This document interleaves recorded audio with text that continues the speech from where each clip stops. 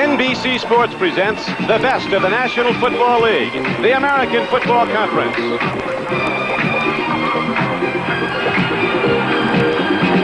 Today, from Cleveland Stadium, it's the Pittsburgh Steelers versus the Cleveland Browns. Today's game is brought to you by Plymouth, who invite you to drive the front-wheel drive Plymouth Reliant K, the American way to beat the pump. By Budweiser, for all you do, this Bud's for you. By Ryder Truck Rental, the best truck money can rent or lease. And by Merrill Lynch, imagination, instinct, and versatility. Merrill Lynch, a breed apart.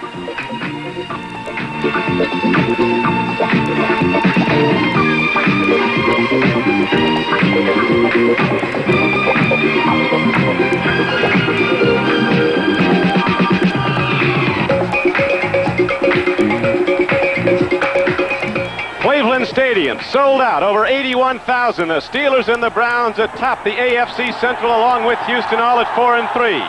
Steelers have won the toss, and they'll be receiving. The Browns ready to kick the ball off, and back to receive it is Frank Pollard, a rookie from Baylor. A high spinner taken at the goal line. Here comes Pollard behind the wedge. He's to the 10 to the 15 and spins out to the 20-yard line. Good quick hit on special teams play. Dino Hall was down there to make the hit, and here is the quarterback and the alignment in the backfield for the Steelers. Cliff Stout starts in place of Terry Bradshaw. Greg Hawthorne, second-year player from Baylor, starts at one runner. Russell Davis from Michigan is the other. The wide receivers, in the absence of two All-Pros, with still good people in there. T-Bell and Jim Smith, the wideouts. Randy Grossman, a good pass-catching tight end, and a much underrated blocker. It's 1st and 10 for the Steelers. First place for Pittsburgh, go to the run, and there's nothing there as the Cleveland defensive front, which has been getting tougher and tougher as the season wears on. Stops it cold. There's Cliff Stout. He comes from Oberlin, Ohio, 40 miles away from Cleveland. And there's his blockers, John Colvin, All-Pro. Ray Penny starts at left guard. They've got injuries up front. Represents the All-Pro center. Tyrone McGriff, the right guard, was the last player selected in the last draft, 333. He was the anchor man, but he's starting for the Steelers because of injury. Larry Brown's the right tackle. It's second down now at 9, and before the ball is snapped, a couple of Browns leave early. That's Robert Jackson, 56, one of the inside linebackers. Very aggressive play. We'll see if he was drawn off, John. He was drawn off because McGriff pulled. He got into it. It looked like a pass play because it looked as if 61 started to get into his pass blocking position a little early. Take a look now quickly at the Cleveland Brown defense. They got some young people. They're playing well. Marshall Harris, the left end. They really like Henry Bradley, the nose tackle. He was driving a truck here in Cleveland a year ago. Came in as a free agent, made the football team. Lyle Alzado, twice an All-Pro at Denver. The right end, he's having a good year. Good aggressive linebackers with Charlie Hall, Robert Jackson, Dick Ambrose, and Clay Matthews. So now it's second down and 14 after the assessment against the Steelers. A weird-looking play, almost in slow motion. Nothing happened, and another penalty marker goes down. Well, Don, what we may have an opportunity to see is just how important Terry Bradshaw has been to this group. Remember, 5 or 6 of his offensive stars were down. He still carried the offensive load, stuck 34 points on the board last week. He's not expected to play. I don't think they're even going to try to do the same things with Cliff Stout. They're going to put the burden on their defense. There are the defensive backs for the Cleveland Browns. Ron Bolton and Clinton Burrell at the corners. Tom Darden, an All-Pro from Michigan, at one safety. Clarence Scott is the other. So the Steelers misfiring, offensive misalignment. And now we have third down and 13 coming up when the Steelers break the huddle. Pittsburgh coming into the game after consecutive losses at home. The Steelers, the defending world champions, are they really on the ropes? Is this team slipping? They've not sacked the passer with any regularity. That's been the difference. Bradshaw there's having a great year, although he will not have one today. First time in 63 games he's not started for the Steelers. Stout dropping back, stands in, takes a look. He's got a man open, goes in high to Kelvin Sweeney, and the ball is broken up. Ron Bolton was on the play. The free safety, Darden, came over. So the Browns hold on the Steelers' first possession, and now Cleveland will get it for a first time on a punt. Don, they're putting an awful lot of pressure on Cliff Stout. I almost get the feeling that they're taking the same philosophy toward this game that Philadelphia took when they played the first game of the series. They got by starting Walk as the pitcher. Bradshaw wants to play in this ball game. The doctor said it's not advisable. It might be something that'll linger with him all year. One good whack on his thumb and jam it for the year, so he may be in there, but Stout's a good athlete. They're going to give him a go at it. Colquitt punched the ball not very far. Right field's a fair catch at the 47-yard line of the Steelers. And so the Cleveland Browns on their first possession, John, come out with an excellent field position. A run of only 32 yards by Colquitt. And here's the guy that makes it go, Brian Sipe, having a great year. 12 touchdown passes, only 4 interceptions. The Pruitts, they're not related, will be the starting runners. Big Mike from Purdue and Little Greg from Oklahoma. The wide receivers, Logan and Reggie Rucker. And Ozzie Newsome, the Alabama tight end who gained an All-Pro honor last year and made one first team. So the Browns get the ball for the first time, and they have it in good position. No score in the first quarter. 14:01 to play in it. The Steelers and the Cleveland Browns sold out Cleveland Stadium on a cold October day. Pitch back goes to Greg Pruitt. Little answer from Oklahoma takes it inside the 45-yard line and down to the 43. Defensively, the Steelers are hurting also. The front line's all right. Greenwood, Green, Furness, and Banaszak, the starters. But there's a mid-sitting all-pro at middle linebacker. Dennis Winston's not in there for Jack Lambert. Jack Ham and Robin Cole on the outsides. And in the secondary, and Jim Plunkett gave them fits the last game, Ron Johnson and Mel Blunt at the corners, Donnie Shell and Mike Wagner are the safeties. There was a gain of 4 yards on the run by Greg Pruitt, so it's going to be 2nd down and 6 now for Cleveland. Bottom of the 43-yard line of Pittsburgh, no score in the first quarter. Greg Pruitt, good defensive play by the All-Pro Jack Ham. Jed DeBlock came in and made the hit at the line of scrimmage. It was actually a loss on the play. Jack Ham. Unanimous All-Pro and unanimous choice for the NFL Team of the Decade. Makes the play. Don, you're going to have to see a lot of Jack Ham today. You're going to have to see a lot of Joe Green, which you haven't seen as much of in the early part of the season. L.C. Greenwood's going to have to pick up the slack. I'm sure that it's time for Pittsburgh, if they're to be the team they have been over the past 4 or 5 years, they've got to put the burden on their big guys because too many of them are out. See the year Sipes having 1,800 yards through 7 games. 3rd down and a long 8 now as Sipe takes the deep drop. There's a blitz. He gets it away and he makes the completion. Melvin Hill comes into the backfield and takes the ball down to the 30. Sipes one of the best of coming up against the blitz, and he hits Melvin Hill for a 15-yard gain. Okay, it's not that Pittsburgh blitzes so much, Don. It's that when they do, they don't care if you know it or not because they've been able to execute so well. But so has Brian Sipe over the years. He catches a situation where he can put Calvin Hill right on J.T. Thomas. Little move to the outside, jumps to the inside, and that's one-on-one, nothing but room to run. Sipe just has to lay the ball out in a flat first down. Jim Garrett, the offensive backfield coach for the Browns, calls Calvin Hill pinch hitter. He says he sits on the bench ratings, then comes in and gives you the home run. Mike Pruitt runs the ball straight ahead on a 1st and 10 carry from the 30. He advances the ball down close to the 27-yard line. L.C. Greenwood was on the stop. Now in his 12th year. 6 times an All-Pro, and there's Mike Pruitt. Had the great season last year for the Browns. Over 1,200 yards. We noticed that Greg Pruitt is starting for the first time in several games. He has not carried the ball much in the past few years against the Steelers. He's been antsy to start over the past 4 or 5 weeks. This is not a punitive action against Charles White. It's just that they think Greg Pruitt's ready to go. They've got a great one waiting to go in, too, in Charles White, the Heisman Trophy winner from SC a year ago. Sipe throwing long. Logan is out there. And the ball is stripped away at the last moment by Mel Blunt. Still one of the fastest cornerbacks in the league now in his 11th year from Southern University, so Sipe almost hits Logan on the payoff. He's one of the fastest, but he's also one of the biggest and the best.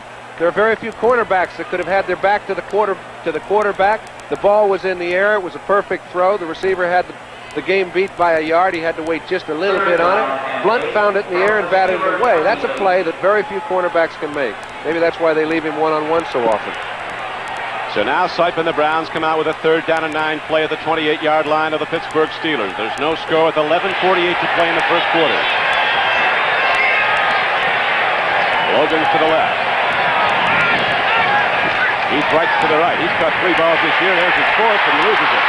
Wright's caught free. It's intercepted now. Taken back by Ron Johnson on a skip off the hands of Keith Wright. Johnson intercepts for the Steelers and takes the ball back to the 25-yard line. So the Cleveland threat is stopped. 18-yard return. All right, you very seldom see Brian Sipe throw the ball as high as he did. He had a lot of room to hit Keith Wright. It's the sort of turnovers that the Pittsburgh Steelers have been accustomed to making. They haven't been making them early. They get one in this ball game, the biggest ball game of the year. Ron Johnson, his first interception of the season, takes the Browns off a challenge and gives the Steelers back the football at their 26-yard line. No score in the first quarter. Don Quickie with John Brody at sold-out Cleveland Stadium. Cliff Stout, hands up. They go to the run, and Russell Davis takes the ball straight ahead for very little. The Browns working out of the 3-4 defense. Very quick inside linebackers. Robert Jackson, 56, and Dick Ambrose, 52. They like these young nose guards they have. Bradley, who starts, and Cruz, who comes in behind him, John. And they like Harris, number 90, as a pass rusher. Another first-year player. 2nd and 6 from the 29. It's a gain of almost 3 as a light rain starts to fall. Temperature in the high 30s. There's a chill factor, though, the wind coming in off the lake.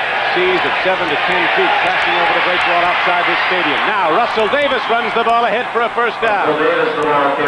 Russell Davis, who stocked the way up in the East-West Shrine game a couple of years ago, when he rushed for 200 yards and 6 touchdowns. Well, you know what we really saw there, Don, on first down was a 4-yard play that put Cleveland in a bind. They would like to stuff the Steelers on first down so they can get into passing down situations. You can see when they handle Robert Jackson, the defense for Cleveland run-wise is a little bit suspect. They did it on that play. If they continue to do it, they'll have some success. It's a first down for the Pittsburgh Steelers at their 36-yard line. Back to the run, straight ahead, not too much. Hawthorne, the big back from Baylor, who was drafted in the first round 2 years ago. Not too much, Don. Look who's in on the tackle. Number 56. And we say, hey, he's such a great player. Let's try to leave him free as often as we can. They try to get their linemen to get a piece of those guards who are coming out to block on Jackson. This time, he and 2 or 3 others are filling the hole. They only get 2.5, 3 yards, and that's not a good play. Joe Green looking for those Steelers to take the ball on down the field as their offense is out with no score on the board. 2nd down and 8 coming up now. Penalty markers again.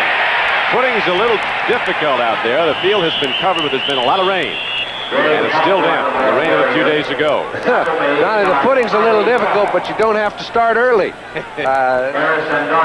That'll really hurt a drive because Pittsburgh's going to try and play ball control. We mentioned that earlier, and it's the wise thing to do. I think if anybody knows how to control a group of men, it's got to be Chuck Noll. He gets them ready to play every week. Right now, he is really put up against the wall. This is a team that's been dominated by great stars, more than any team I've ever seen in football, possibly 12 or 13 in the past 4 or 5 years. 6 or 7 of them are out. He's really got to put the burden on playing it a little bit tight to the vest, hoping Joe Green, L.C. Greenwood, the guys... Illegal motion, 45 offense, 2nd down. The guys he's counted on in the past, Don, have got to come up with a real big game now. News Center 3, Action News from WKYC and their helicopter high above Cleveland Stadium. You see that breakwall out there? I tell you, large craft warnings are up out there today. Wind is coming in off the lake. The Steelers now, 2nd down and 12. Rocky Bleier in the game, and he takes the ball straight ahead. He's not done yet till he gets across the 40. Bleier got ahead for 7 yards. Gets the ball out to the 41-yard line. Lyle Alzado, 77, was on the play. Don Good, a linebacker, number 50, also on the stop. Sidney Thornton, who's had limited playing time, John, now in there with Bleier. They're going to use a lot of backs, apparently. Well, this is the first time he's really been healthy to any degree in the past 4 or 5 weeks. They're going to use a lot of backs. They're going to use anybody they have. Franco Harris will not play. Alvin Swinney's wide to the right. Stout stands in. They give him time. He puts it in the flat. Coming back at the ball for the reception at the 49-yard line is Jim Smith. He turned out a linebacker inside the coverage, and Jim Smith makes a first down reception for the Steelers. Boy, that's a perfect illustration, Don, of a play that's very well covered. They know where the ball's going. You can see Clay Matthews coming out on the play. Smith goes to the outside. Stout throws the perfect pass. Matthews cannot get in on the play. well covered, better thrown. They pick up a first. 8-yard gain on the play. This guy's come in for a great player, John Starworth, but his numbers are terrific. That's his 28th reception. He's averaging 20 yards a catch this year. He's been in the end zone 8 times. Stout on first down. Reloads and hits. T-Bell coming across the middle. Down to the 30-yard line. A 21-yard gain on the play, and the Steelers are moving on the right arm of Stout. Well, you know, when you can get your offensive line to get as much confidence in you as a quarterback as they seem to have, giving him as much time as they did to throw on that occasion. Look, he's back here. He's allowing Theo Bell to go down. He doesn't come to him the first time. He comes all the way back to him, throws the ball 20 yards down the field. They pick up a first, and he had another couple seconds if he needed it. Yeah, he had time to check the whole field out, so the Steelers drive on. 21-yard gainer, and there goes Tyrone McGriff, leaving early. Steelers very anxious. And it's hurt them. That's their 4th penalty of this game. 7:40 left to play in the first quarter. There's no score on the board. The Steelers with their deepest penetration. You know, the cadence shifts from player to player, quarterback to quarterback, and offensive linemen get accustomed to hearing the same voice week in and week out, and sometimes the change causes a problem. Start, 61 offense, first down. I don't know if that happened in McGriff's case, but I know he better start staying on sides or he's going to put him in a lot of holes. Tyrone, not too tall. He's got some weight, 6 feet 265. It's first down and 15 now for Stout and the Steelers. No score on the board. They go to the run. Here's Greg Hawthorne turning the corner. Cleveland's linebackers get out there, but Hawthorne with a change of pace move beats the corner and turns upfield and down to the 31-yard line. So he got back 4 of the lost yards.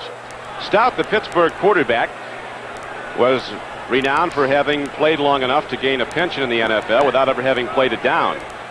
He and Joe DiMaggio have 56 game streaks intact. Joe hit for 56 straight and 41, and Stout suited up for 56 and never played.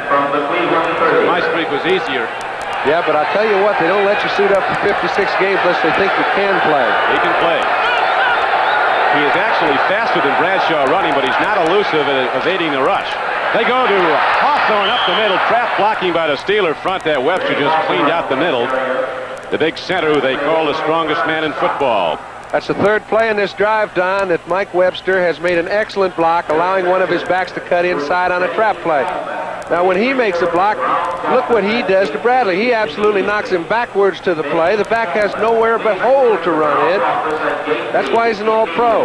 He's got to come up with a big ball game. He seems to have one every week. Never was it more important than today. The Steelers sustaining offense nicely here. This is the 9th play of this drive. They have 3rd down and a long 3 coming up from the 28-yard line. Stout stands in, cocks his arm and drills it to Rocky Blyer. And Blyer's down inside the 20. He has a first down for the Steelers. A 7-yard gain and a first down. New England leading Buffalo on a John Smith field goal from 41 yards out in the first quarter, 3-0. Washington up on winless New Orleans, 3-0. Mosley hit one from 50 yards out for the Skins. There's a couple of big confrontations there in this city this week. Today it's the Steelers and the Browns. Tuesday it's President Carter and Ronald Reagan. They'll debate here in Cleveland. Confrontation of another kind. 1st and 10 now for Pittsburgh. Back to the run. Straight ahead. Driving with the ball is Sidney Thornton. And he takes it down inside the 15-yard line. And down close to the 10. When you've got defensive ends making the play that's going right over the middle, you know somebody's doing some work offensively, guard-wise and center-wise. Webster and Penny did a fine job there along with McGriff. They're just pushing people out of the middle. Boy, they are. Penny's at left guard, McGriff's at right guard, and Webster, the great all-pro tackle. Brooklyn-born Sam Ratigliano, the head coach of the Browns. Looking on, he's 0-4 against the Steelers since he took over at Cleveland. Here is the handoff to Hawthorne. On a 2nd and 4 carry, he gets thrown back for a loss. This time, the Browns were reading run, and the linebackers were coming through. Robert Jackson, a 230-pounder out of Texas A&M, a former #1 draft choice 56, who's made a big difference in the Cleveland defense since they went to the 3-4, and he got a starting job. Well, he is such a fine open field tackler, Don, and he's such an aggressive player. It's the personality of the Cleveland defense to keep those backs and tackles off of him. If he can get a piece of the runner, he can run people down. He can do his job at any time. Right now, they're in a 5-back situation. It's the first time they've created it in this drive. The Steelers, who've lost their last 2 games, moving the ball now despite penalties. It's 3rd down and 6. Stout stands in. He's going to run the ball. He's got to do something. He gets rid of it in the end zone. Diving for the ball was T. Bell. As Stout unloaded just before he was hit hard by Elvis Franks. And there's a penalty marker down in the end zone. And it was a late one, Don. It came 10 or 15 seconds after the play had ended. I do not know what happened. It could be for roughness, unnecessary of some sort, but look at how much time Stout has back there. Finally, he gets a chance to come to T. Bell all the way down in the left corner of the end zone.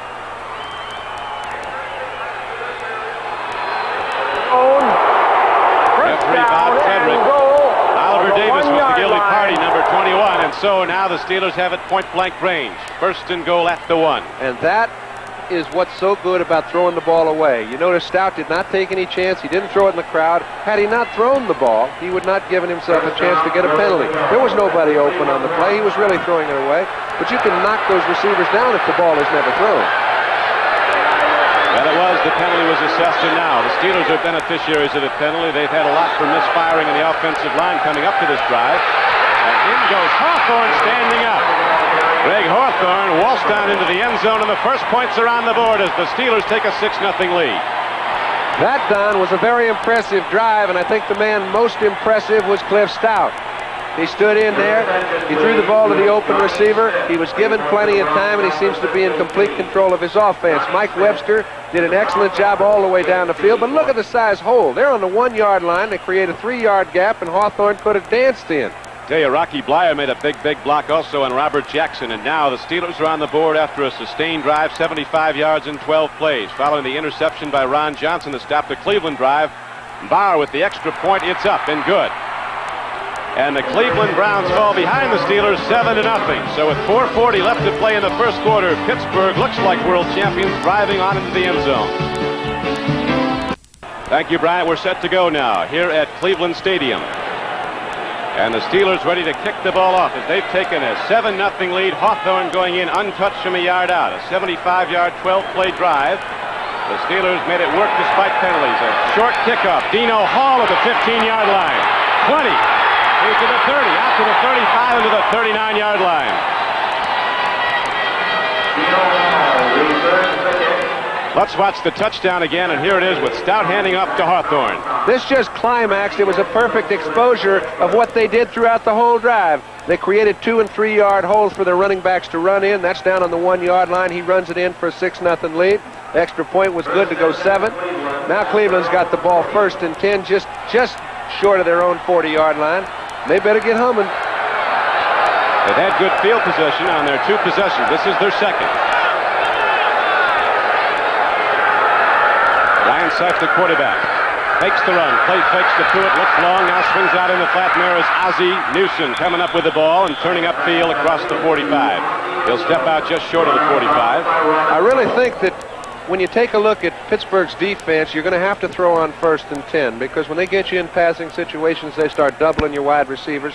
1st down, they usually go to a very easy coverage, such as a double zone on the wide receivers. You're going to see Sype throw on 1st down, play action passes, as he does here to Ozzie Newsom, pick up the 7 or 8 that the defense gives you. And he can do it. Newsom's a good one. Bear Bryant says he's the best we ever had at Alabama catching the ball. Came in as a #1 draft choice. He's fast, can go deep. Here's a running back play now as Mike Pruitt runs the ball straight ahead. And Pruitt takes it across the 45-yard line out to the 46. Joe Green and Gary Dunn, a couple of tackles around the stop. So is Dirk Winston, the middle linebacker, playing for the injured Jack Lambert, who didn't even make the trip. That's right. That's why it's so incumbent upon Joe Green to play well. He has got to keep the guards and tackles off of the middle linebacker, Dennis Winston.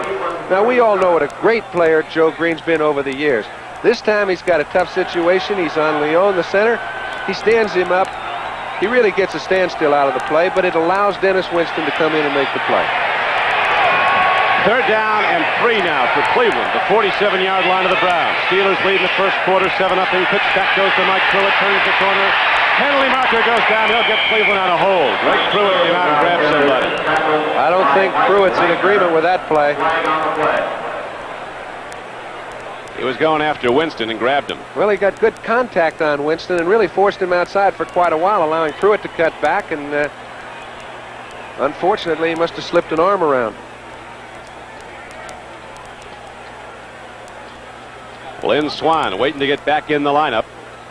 Well, he's now stated to be healthy. I don't know how healthy. I mean, healthy enough to play. At least he's got his goods on. A lot of them, the injured Steelers aren't even dressed. You know, that's the amazing thing. Number 34 during the run. Listen, when you're 5'10", 188 pounds, you got to You ought to get a couple holds. Down 13 from the Cleveland 37. But Schottenheimer, the defensive coordinator for the Browns, and he's tied together this defense very well. We have 3:38 left to play in the first quarter. The Steelers lead the game 7-0. They drove 75 yards in 12 plays. Hawthorne on the payoff end. Now the Browns have 3rd down and 13 from their 37. They get a free play. White, yep, left early. Swing pass goes to Pruitt. There's going to be a whack here. And Pruitt eludes the head-on tackle and goes down after a good game. Got back to penalty yardage, but there's also a penalty marker down. It looked like Dwight White left early. He did. I don't know if he was pulled or not, but it looked like Sipe just put him on a long count, being a little antsy to get in after him. This is some rivalry. 18 straight years it's been sold out in Cleveland with crowds of over 80,000. Even the year the Steelers were 1-13, the place was packed. There's over 20,000 people here from Pittsburgh. They say it's not an excursion when the Steelers play the Browns here. It's an invasion. They all show up. You notice when they scored, there was a good cheer. Defense, number 78, offside. Franco Harris is out for the Steelers with inflamed knee 3rd down ligaments. 8 from the Cleveland 42. Bradshaw has strained knee ligaments, but the thing that's keeping him out today is the bad thumb that he jammed. Brian Sipe with a lot of yards. Looking for more now. Here's a 3rd down and 8 play coming up from the 41 of Cleveland. Sipe has time, drills it. It's slapped up in the air. It was a free football. Looked like L.C. Greenwood might have got a piece of that. That's just as good as a sack, Don, when you keep your hands up and you keep the quarterback from being able to get at the ball. Not been this year, and he's been giving up field position with short punting. T-Bell is back for the Steelers at his 20. And Johnny Evans, it's a bad hop. He's got a problem. Free ball, and the Steelers have it at the 33-yard line. Even if the Browns recovered, made no difference. It's a Steeler football on 4th down. So the big guys from Pittsburgh have got it together right now as Dirt Winston comes off the ground with the football. He's going to take it home. It wouldn't matter how far he had been able to kick it if he could have caught it. This ball is on the center, no doubt. It's so important to make that short hop pick up because this is just like a turnover. Steelers have the ball on the 32-yard line. The second time early in the game they've had a good break. And the Browns kick center, Jerry Sullivan, is one of the best in the league. Not on that play. So the Steelers get back the ball, and now they're ready to challenge again. They lead the game 7-0, 3:18 to play in the first quarter. 1st and 10, Steelers at the Browns 32. Look at this. Stout takes it himself. Down to the 30-yard line. Guys can get hurt doing that, but he's a big guy. Believe it or not, Terry Bradshaw is the smallest Steeler quarterback on the roster. Malone and Stout are both bigger than he is. Well, you have to be pretty well disciplined as a linebacker. Clay Matthews that time stayed home. He's a 3rd-year player. If you're going to catch one, you usually catch somebody trying to make a play above and beyond the call. If there was ever a condition that you would expect to see him moving to pursue, it was that when he stayed home and made a fine play. Stout came into the game completing 11 of 19 throws, 58%. He looked real sharp today. 2nd and 7, he throws. He's a little short of Greg Hawthorne coming out of the backfield. Brown's got a rush going that time. Elzada was coming, and so was Matthews from the right outside linebacker. That time they fooled the Pittsburgh offense. They blitzed Matthews, forcing Stout to throw the ball a little earlier than he wanted to. As a result, it's 3rd down and 7. They got into this position because of a bad punt. So now, big play for the Steelers. Calvin Sweeney, rookie wide receiver from Southern California, goes wide left. Jim Smith heads wide right. In the slot is T-Bell, and here's Stout on 3rd down and 7. Blitz, fires, hits. Blyer can't hold on. Clay Matthews got there, but Blyer couldn't hold the hard-thrown ball. 2:30 left to play in the first quarter. Stout and the offense come up short on 3rd down. We'll see if they send out Barr for a long field goal attempt. Don, Clay Matthews has been one of those real top draft choices. He's only in his 3rd year, but they've expected him to play the way he did on this drive. He hasn't played as well in the past couple years as they hoped he would. They think he's a great talent. If anybody exhibited the kind of talent that they expect of him, he did it on this series of plays. He stopped Stout on a quarterback sneak. He forced a play that was erring, and then he made a fine play on Blyer. Matthews is one of the top players drafted 3 years ago behind. How about this? Earl Campbell and some others. 4th down, they're taking a look at the pass. Stout stands in, he loops it in the sideline, and diving at the ball for a reception is Jim Smith. There's also a penalty marker down, but Smith caught it anyway. So the Steelers, with the young quarterback Cliff Stout, on 4th down going to the air, connect on a 15-yard completion. And the Steelers drive on. It was too long with these gusting winds. It was elected by the coaching staff to try the field goal, so they go to the throw. Interference, number 28. First down. They got him coming from pillar to post. You take a look, 4th down and 7. I think it's the best call they can make, particularly if you have a good play. Stout gets plenty of protection. You can see McGriff up there just manhandling his man. Jim Smith seems to put himself in position to allow the quarterback to throw it where it's easiest to complete and come up with a completion. Henley was there if he dropped it, but he caught it. It's pass yardage, and it's a first down, a 15-yard gain. Now they go to the run from this side of the 15-yard line.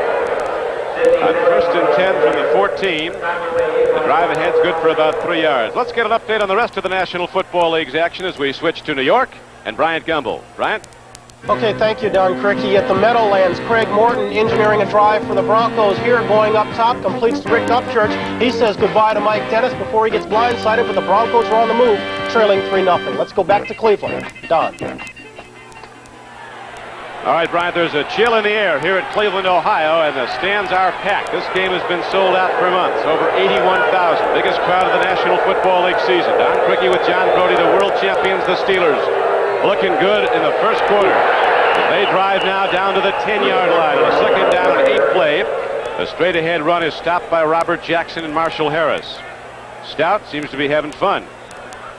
I tell you, you can tell. You ever see you see a quarterback starting to snarl or pout, you know the guy isn't ready for the game. You find one that's doing a little laughing, having a little fun, and he's going to be around for quite a while.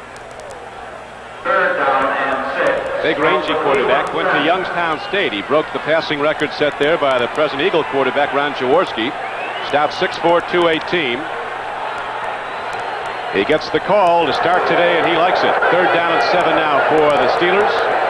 Stout looks into the end zone, swings it out. Oh, man. Clay Matthews had an open track, and he's been able to intercept that ball. Well, that's the sort of play that could have turned the whole ball game around. Stout had no one open downfield. He's going to come out to Blyer. Clay Matthews is on the ball the whole way. Actually, he overplays it a little. He gets a little too anxious, he could have waited back just a bit, picked it off on the dead run. 3rd down and 6 at the 10. Okay, why did Stout have to come over to Blyer? We see Bolton trying to hit. There's not really anywhere to throw it. Colquitt will hold at the 18-yard line, a 28-yard field goal attempt. It's plenty long. And just on the numbers. So the Steelers on a 4th down gamble get the ball close enough. And Bauer gets the points up, and Pittsburgh, with 48 seconds to play in the first quarter, has taken a 10-0 lead over Cleveland. Back at Cleveland Stadium, it's Don Crickey with John Brody. The Pittsburgh Steelers have taken a 10-0 lead. These champions don't look like they're on the ropes, John. Well, I think in the first quarter, the story of the ball game is Cliff Stout. He's taken this club as if he was Terry Bradshaw. Chuck Noll knows what he has, but it's the first time any of us at home get an opportunity to see him. Barr kicks off now for the Steelers. Here's Keith Wright. This kid can go across the 20 and the 25 and the 30, and Wright's not done till he gets to the 36-yard line. So the Browns with their 3rd possession now, again with good field position. Keith Wright, who came off a major knee operation, great to see him back. He's been a great one for the Browns. Young, fleet wide receiver from Memphis State, who's one of the very best at returning punts and kickoffs. Now Sipin, the Browns, looking to get untracked on offense. Well, Logan's a guy he'll be looking at pretty soon. You recall early, Logan almost had 6. Pittsburgh had the ball for 10 minutes and 27 seconds of the first quarter. The Browns only 3:35. We have 38 seconds to play in the quarter. First and 10, Cleveland. Starting to put it up. He's got time. There's a man open. Reggie Rucker turns back upfield, loses some yardage, but he's got plenty. He got 13 yards and a first down for Cleveland out to the 49-yard line. Well, that's the personality of the Cleveland Browns. First and 10, play action pass. The only time they've ever run the ball for large periods of time is when they're moving people off the line of scrimmage, which they are not doing at this time today. They love to be able to throw the ball on first and 10, play action. The receivers run very disciplined routes, and they're effective that way. Here's Sipe throwing to Pruitt. He eludes one tackler. Got away from Jack Hammond. He gets ahead for a first down. Greg Pruitt, what a great back he was at Oklahoma and with the Cleveland Browns. Went down with knee surgery last year, but you see he's got it all back. I'll tell you, there's a problem, Donnie. Got a Brown limping off the field. 12-yard gain on the play, though. It's a first down for Cleveland when we come back. Knoll battles Cleveland. This is a homecoming for Chuck Knoll. He's from Cleveland, Ohio. Played high school football here, then went on to Dayton before his playing career with the Cleveland Browns. So he knows this stadium and the great heritage of this game so well. A rivalry that dates back to 1950. The Browns and the Steelers meeting for the 61st time. Cleveland now good position. First and 10 at the 39-yard line of the Steelers. The world champions lead at 10-0.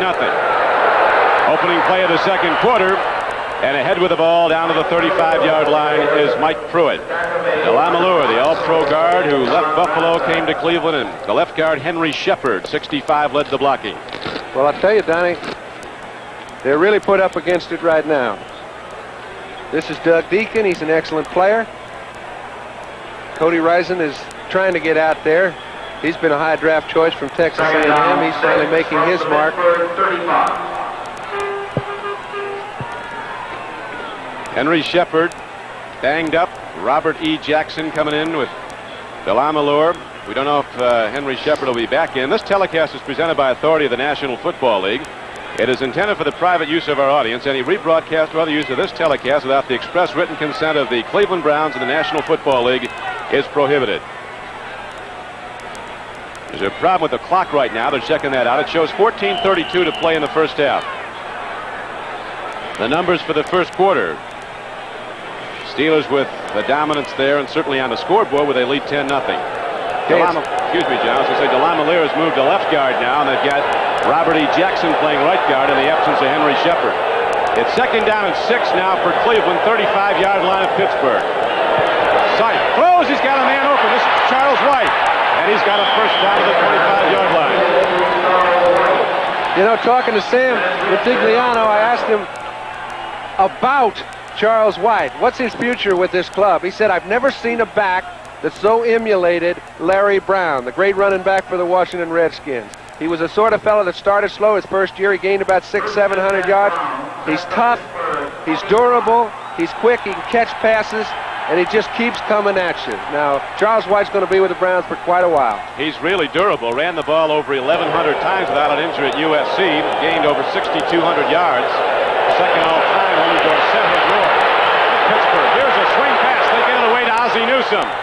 Sipe was caught, and yet he got away. And Newsome got back to the line of scrimmage and ahead for maybe a yard or two more. Sipe would have been lost about 11. Now, those are the kind of plays that distinguish the good quarterbacks from the really outstanding ones and the great ones. It's the Brian Sipe. His arm isn't so strong. His receivers don't have great speed. But he very rarely ever makes a mental mistake. He knows where Ozzie Newsome is. If he gets in trouble, he's coming to him late. He did so. He maintained his composure, got the ball out to him. As a result, they picked up 2 instead of losing 8. Second down and 8 now for Cleveland. 12:52 to play in the first half. It's cold in Cleveland. The lights are on. The wind is blowing. Just like they like it in this brass knuckle division. And here is Sipe firing it out. He gets the ball to Pruitt, and Pruitt's down inside the 20, down close to the 18. Be short of a first down in a second and 8. Bring up third and about 3. Let's get another update on this NFL 88th weekend to play as we go back to Bryant Gumbel in New York. Thank you, Don Cricky. At the Meadowlands over in Jersey, the Giants are taking on the Broncos and trying to snap a 6-game losing streak. Phil Simms rolling out of the pocket here and hitting Danny Pittman for a very good game. But typical of the Giants season, the play called back by a penalty. They're out in front 3-0. Back to you, Don. It's now 3rd down and 3 for the Cleveland Browns inside the 20-yard line of Pittsburgh. Steelers lead the game 10-0. More people leaving early. I think this one may be called onside for leaving. That's the problem. He left the center without the ball. Well, sometimes we assume that the quarterback is always going to remember the count, and he doesn't. I know once in a while when I'd forget the count, you have so many things to think about, I'd call an audible, which made it an automatic snap count. He might have thought of that on this time. Have you seen any audibles called here today, John? Well, you can't tell from up here whether they're audibles or they're not audibles. I know they won the ball game last week because Logan and Sipe, Quarterback on the offense. Logan and Sipe made an audible at the line of scrimmage last week in which they did it with hand signals when they were up on the ball without using any sort of verbal communication. They won them the ball game. That's what I'm talking about when I'm talking about communication between receiver and quarterback and great quarterbacks. Sipe saw the Green Bay linebacker set to come on a blitz. He looked over at Logan, gave him a sign, and Logan ran a fly, went one-on-one with the safety, and he won it for a touchdown in the game.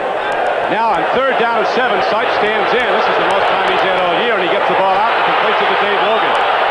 Cutting back, Logan goes down to the 15-yard line. He had a first down and might have lost it coming back. Close enough to measure. That was a 3rd down play. You know that Logan knows where the first down line is, but there is a further problem for Pittsburgh. Looks to me as if Joe Green got injured on the play. Now, they had to make up this pattern. Logan goes down the field. He knows he's got to help Sipe out somehow. He does by coming back to the ball, giving him a target. Still picks up the first down. Dave Logan, they call him the Gary Collins with speed. Collins, one of the great players in Cleveland Brown history. Hey, let's not make light of this. Joe Green just got hurt trying to catch Sipe. I think it's Banaszak. Is it Banaszak? I can't tell a 5 from a 6. They're both good players. You bet. Steelers can't afford to see anybody else go out. Big Joe's still in there. It was Banaszak. Green plays an interesting tackle position. He'll play over the center, DeLeon, and they openly profess not to be fond of each other. Then that linebacker, look at Dirt Winston, like Lambert does, gets in behind Green so the center can't block it. I haven't seen anybody hugging one another. Handoff goes to Pruitt. He breaks it inside the 10 and down to the 7-yard line on a first down carry. Mike Pruitt from Purdue hammers the ball down to the 7-yard line, a gain of 8. They had a very nice play, a little draw play. They've been throwing the ball on first down, throwing it effectively. Perfect time for a draw call. They know Pittsburgh's going man-to-man down there inside the 20-yard line. They were able to pick off Winston, keep him out of the play, and Pruitt picks up about 8. Browns had a tough start, lost their first 2 and 3 of their first 5, and all of a sudden, the Sipe says, here we are on top of the division. Tied with Houston and Pittsburgh. 2nd down and 1 now for Cleveland. Back to the big back, and Pruitt hits ahead for a first down and almost a touchdown. The last wave of Steelers threw him down at the 2-yard line. Almost broke that crust and would have taken it in. So the Browns now will go 1st and 10 from the 3-yard line of Pittsburgh, with the Steelers leading the game 10-0 and the clock running with 10:20 to play in the first half. Don, this is where your guns really help you. The Jack Lamberts, it's not so much what he does individually, it's what he creates in the rest of the group when people get inside the 5-yard line. We talk about the 2 people that Pittsburgh can least afford to lose, Bradshaw and Lambert. They're put up against it right now. They're both out. Lambert isn't even here. Bradshaw's in uniform. Here is Pruitt going wide, and a great play by one of the outside. That was the Wagner. Mike Wagner coming up from the free safety to make the tackle. But Ron Johnson, one of the corners, took down an outside blocker, and then Wagner comes up from the free safety, makes the play. So the Steelers come up with a big play on a 1st and goal from the 3. The throwback is for a 2-yard loss at the 5. Well, there are a lot of things that you can do to Mike Wagner. One of them is not beat him mentally. He will be in your backfield if his assignment is to be there. He will make the play when the back comes his way. Big one for Mike that time. Logan goes wide left. He's a jumper. He's up against a guy and get up there. Also Mel Blunt. Wide right is Reggie Rucker. Newsom, the tight end, is sent to the right side. He's running a pattern up the middle. Sipe throws into the end zone. Touchdown, Cleveland. Calvin Hill.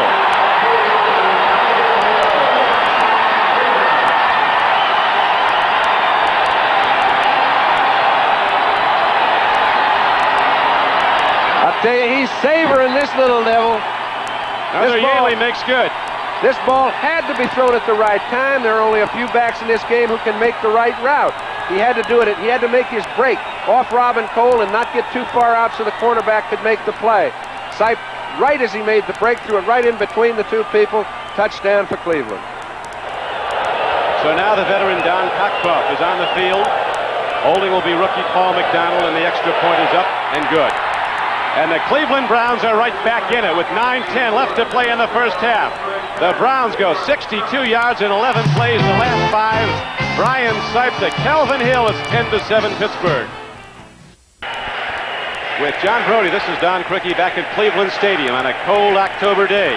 The Browns have just taken it 62 yards, have taken it into the end zone on a pass from Brian Sipe to Kelvin Hill, a guy they say would be a great asset to any team if he never played it down. He provides so much leadership. And now, as we take a look at the split screen of Don Cockcroft, upper left, ready to kick it off, Frank Pollard ready to return it. Our producer today for NBC is Larry Cirillo, our director John Gonzalez. As we have 9:10 left to play in the first half, the Steelers moved out to a 10-0 lead, and now the Browns have rallied back.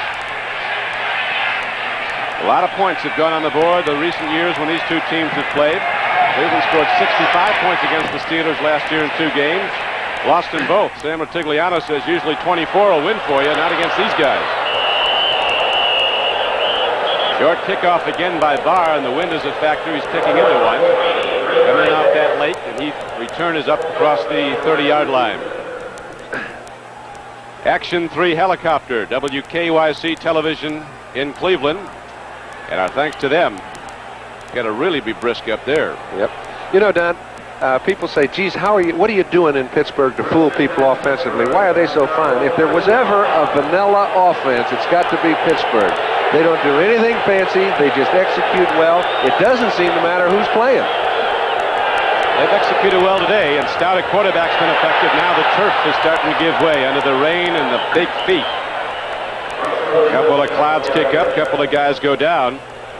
A little chapped up in that midfield section. And you really get the feeling that when you're playing on natural surface as opposed to synthetic surface. Do you remember when the center threw the ball back? I got to feel like he got the ball caught a little bit in that slop down there. Didn't get a good clean snap back to the punter. As a result, it was a big turnover. 3 points for Pittsburgh. That's a good point, because Sullivan, as we pointed out, is one of the best kick snappers in the league.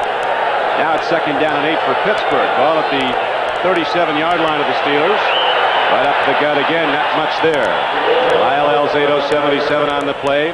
Dick Ambrose was in on the play also. If they don't get offensive linemen on Robert Jackson, they're not going to make too many yards. They haven't been able to seal him off in this drive. He gets into the hole, causes a stumble by the offensive back. As a result, it's 3rd and 5. He's their key.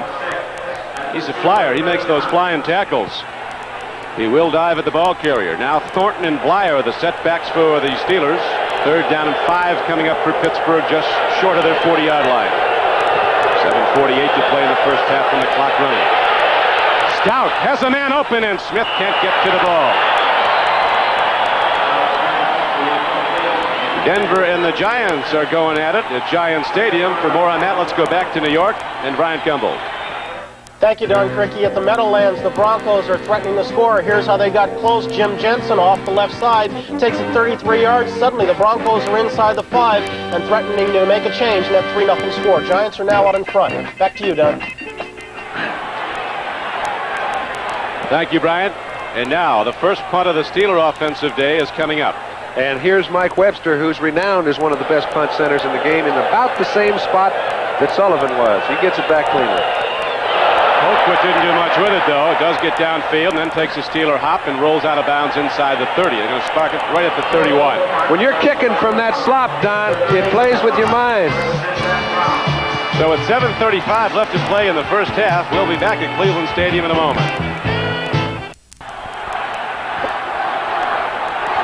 Franco Harris, not ready to play. Strained knee ligaments.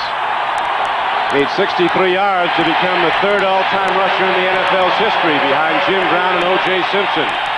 Every week, great performance. Brian Sipe, 9 of 12 for 75 yards, has a problem. He'll lose it. Now he has a bigger one, and the Steelers get the sack at the 30. Sipe got back to the line of scrimmage. So the Pittsburgh Steelers get to Brian Sipe for the first time today, and that's only the 6th time all season that anybody's gotten to Brian Sipe. Browns with the low total in the league of quarterback sacks, so their own. More scores heading on in. New England holding to a 3-0 lead on the 41-yard field goal by John Smith over Buffalo. The Giants leading the Denver Broncos 3-0 in the second quarter. Donnie, things aren't going the way it was predicted up in Denver. We see LA is behind Atlanta. That was not too predictable either.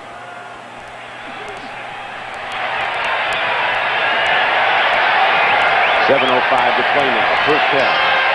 Fighting the Browns with second down and 10, just across their 30. It's a 10-7 game, Steelers in the lead. Up the middle, Logan, the great athlete, pins in on the ball. And again, screens off the defense. This is a basketball player of NBA quality. Oh, and he looks like he's hurting. A first down play, but Logan is limping, and we'll come back for a report on that. But first, to New York for an update on the Giants and the Broncos. Here's Bryant Gumbel. Thank you, Don Criqui. We'll get to the Giants-Broncos in a second. First, this one from Rich Stadium. Joe Ferguson back to throw, finding Frank Lewis in the end zone. Touchdown, point after good. Bills are out in front of New England 7-3. Now moving on to the Meadowlands. The Broncos getting their first score of the game. This is Jim Jensen going over the left side from 1 yard out. 7-3, Denver in front. Let's go back to Cleveland, Don Criqui. And we go to the run, a quick run up the middle on a 1st and 10 play after the big gainer. And it's down inside the 50, down to the 49. John? And I'll tell you, Cleveland is not winning at the line of scrimmage offensively. They're picking up 2, 1, 3 yards when they do run the ball on first down. They've been able to throw effectively. But you'd assume if you can throw effectively on first down after 4 or 5 completions, you'd be able to move the ball 4 or 5 yards. They haven't been able to do so. Makes it that much more difficult for Sipe. Dave Logan, after that 18-yard reception for a first down, went out, shaken up a little. He's right back in now. He's on the left flank. Rucker's on the right flank. It's second down and 8 now for Cleveland. Steelers in the lead, 10-7. Sipe drops to throw, and the play is whistled dead. Offense. Somewhere on the right side of that offensive line. Looked like Joe D. Bob Frederick, the referee. Joe DeLamalure, number 64, jumps just a little bit before the snap of the ball. Any movement at all draws a lot of attention in that offensive line before the snap. Ball start, number 64, offense. 2nd and 13. This is a very important drive for the Browns. They've got the ball in good field position. Steeler linebackers come up tight. Look at that tight safety, 31. Lower right-hand portion of your screen just inside the linebacker. He comes up to play Newsom head-to-head. He'll run all over the field with him, Donnie Shell. Second down and a long 12. Sipe stands in. Look at this time. The Cleveland blocker's just superior. I can't believe this. Now he unloads it. It's up for grabs. Ham's going for it, and the ball is tipped away from Mike Pruitt. He had 8 seconds.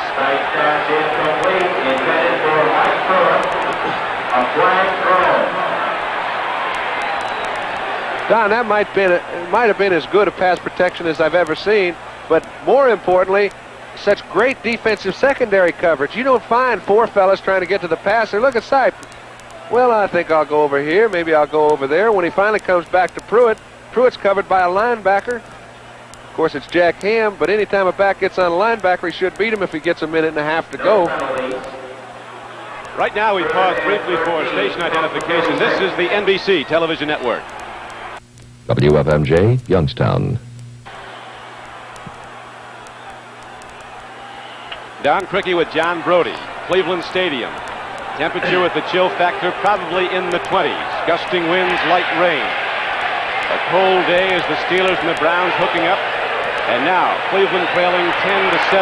Has Brian Sipe throwing on third down. He gets a little behind Greg Pruitt. So the Browns will have to punt it back. Robin Cole picked up the running back coming out of the backfield. Sipe and the Browns come up short on this drive, and the ball goes back to the Steelers on a punt. Actually, it was a little bit of snow on the ground here this morning. Might be anything back here before the game's over. Getting rough, old Broad. You got that California blood. Didn't know you owned a coat. I've lost a lot of them. 4th down and 13. Johnny Evans hits a line drive, and he put a charge into it. Man, got a little wind on that baby, and it goes into the end zone. So it'll come out on a touchback to the 20. That was a 54-yard punt by Johnny Evans, his first punt of the game. Sam Ratigliano and his Browns trailing by 3.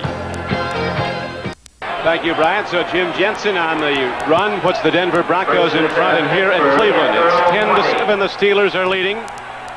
Cliff Stout, starting for the injured Terry Bradshaw, has been very effective. They've missed nothing at quarterback today, despite the absence of the great Bradshaw. Stout's been superb. Here's another completion. Downfield, sliding back at the ball. T-Bell takes it on his way down for a 15-yard gain.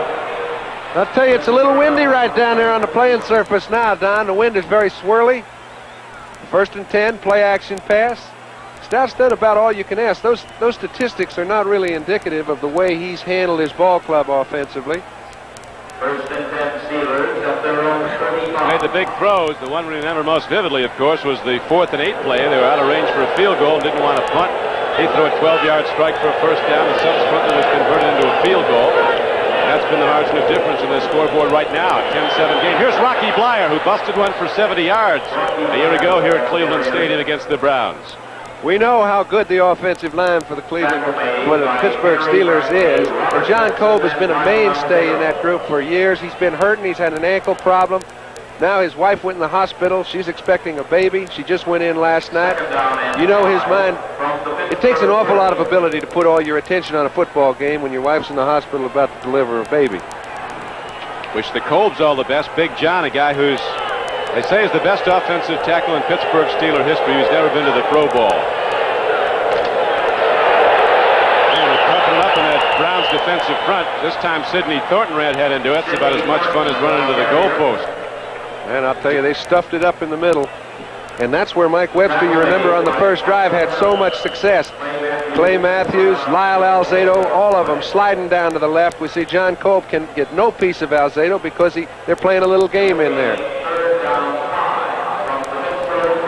The Pittsburgh Steelers have beaten the Browns the last 7 times they've played, 11 of the last 12. 3rd down and 5 now for Pittsburgh from the Steeler 40.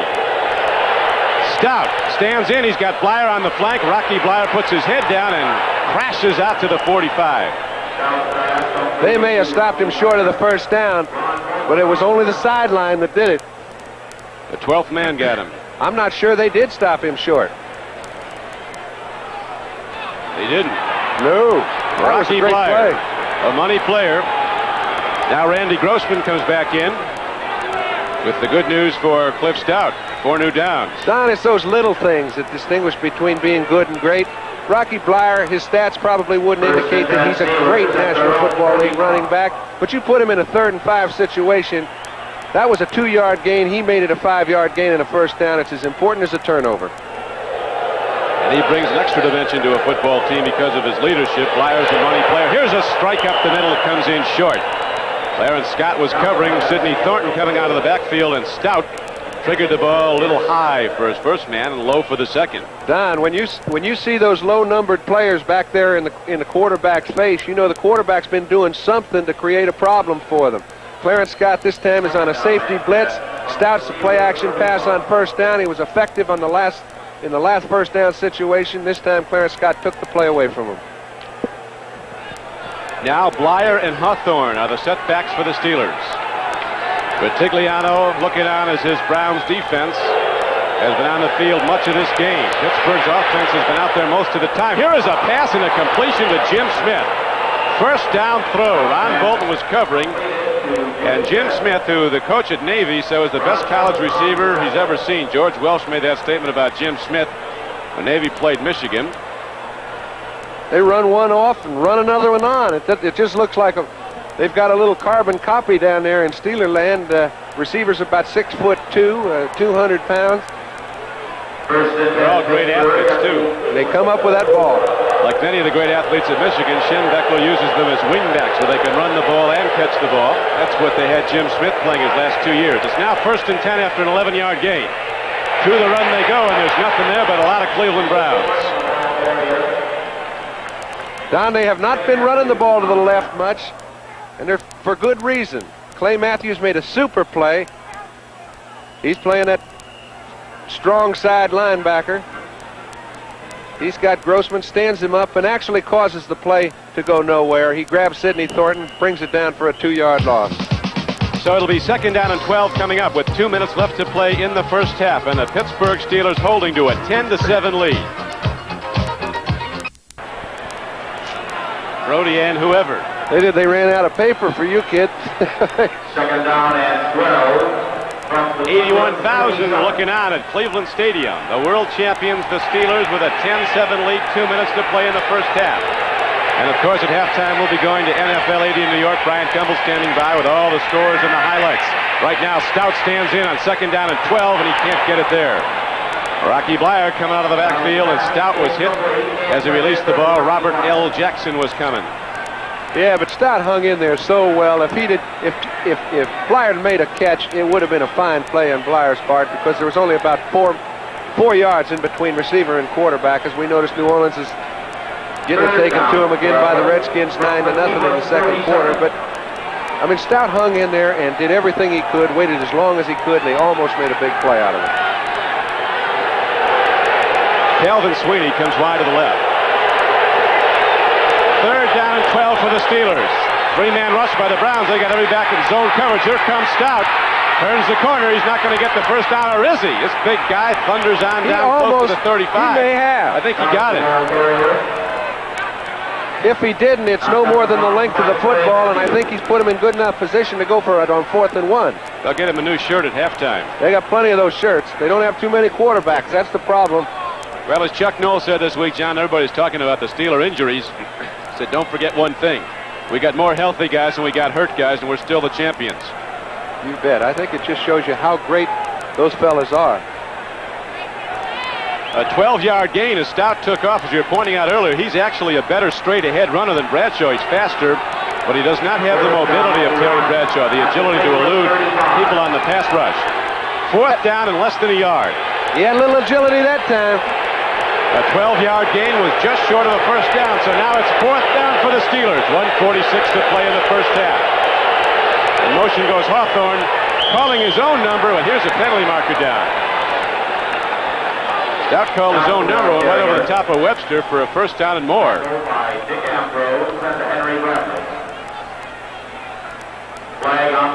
They got another great big run and dude that can play quarterback here at Pittsburgh. Mark Malone, the first-year player from Arizona State, their #1 draft choice. In fact, the first player drafted in the first round of the position in quarterback since Bradshaw came out in '70. He can play. They don't have any little skinny kids playing quarterback in Pittsburgh. Bob Fredericks might go in and out, but the call is against the Cleveland Browns, so Stout got there anyway, but they'll take the 5 yards rather than the 2 he gained diving with the ball. Well, you know, if you're 6'4" and you weigh about 215 and you're going behind Mike Webster, the two of them just go forward for about 3 easy ones. Offside, right in.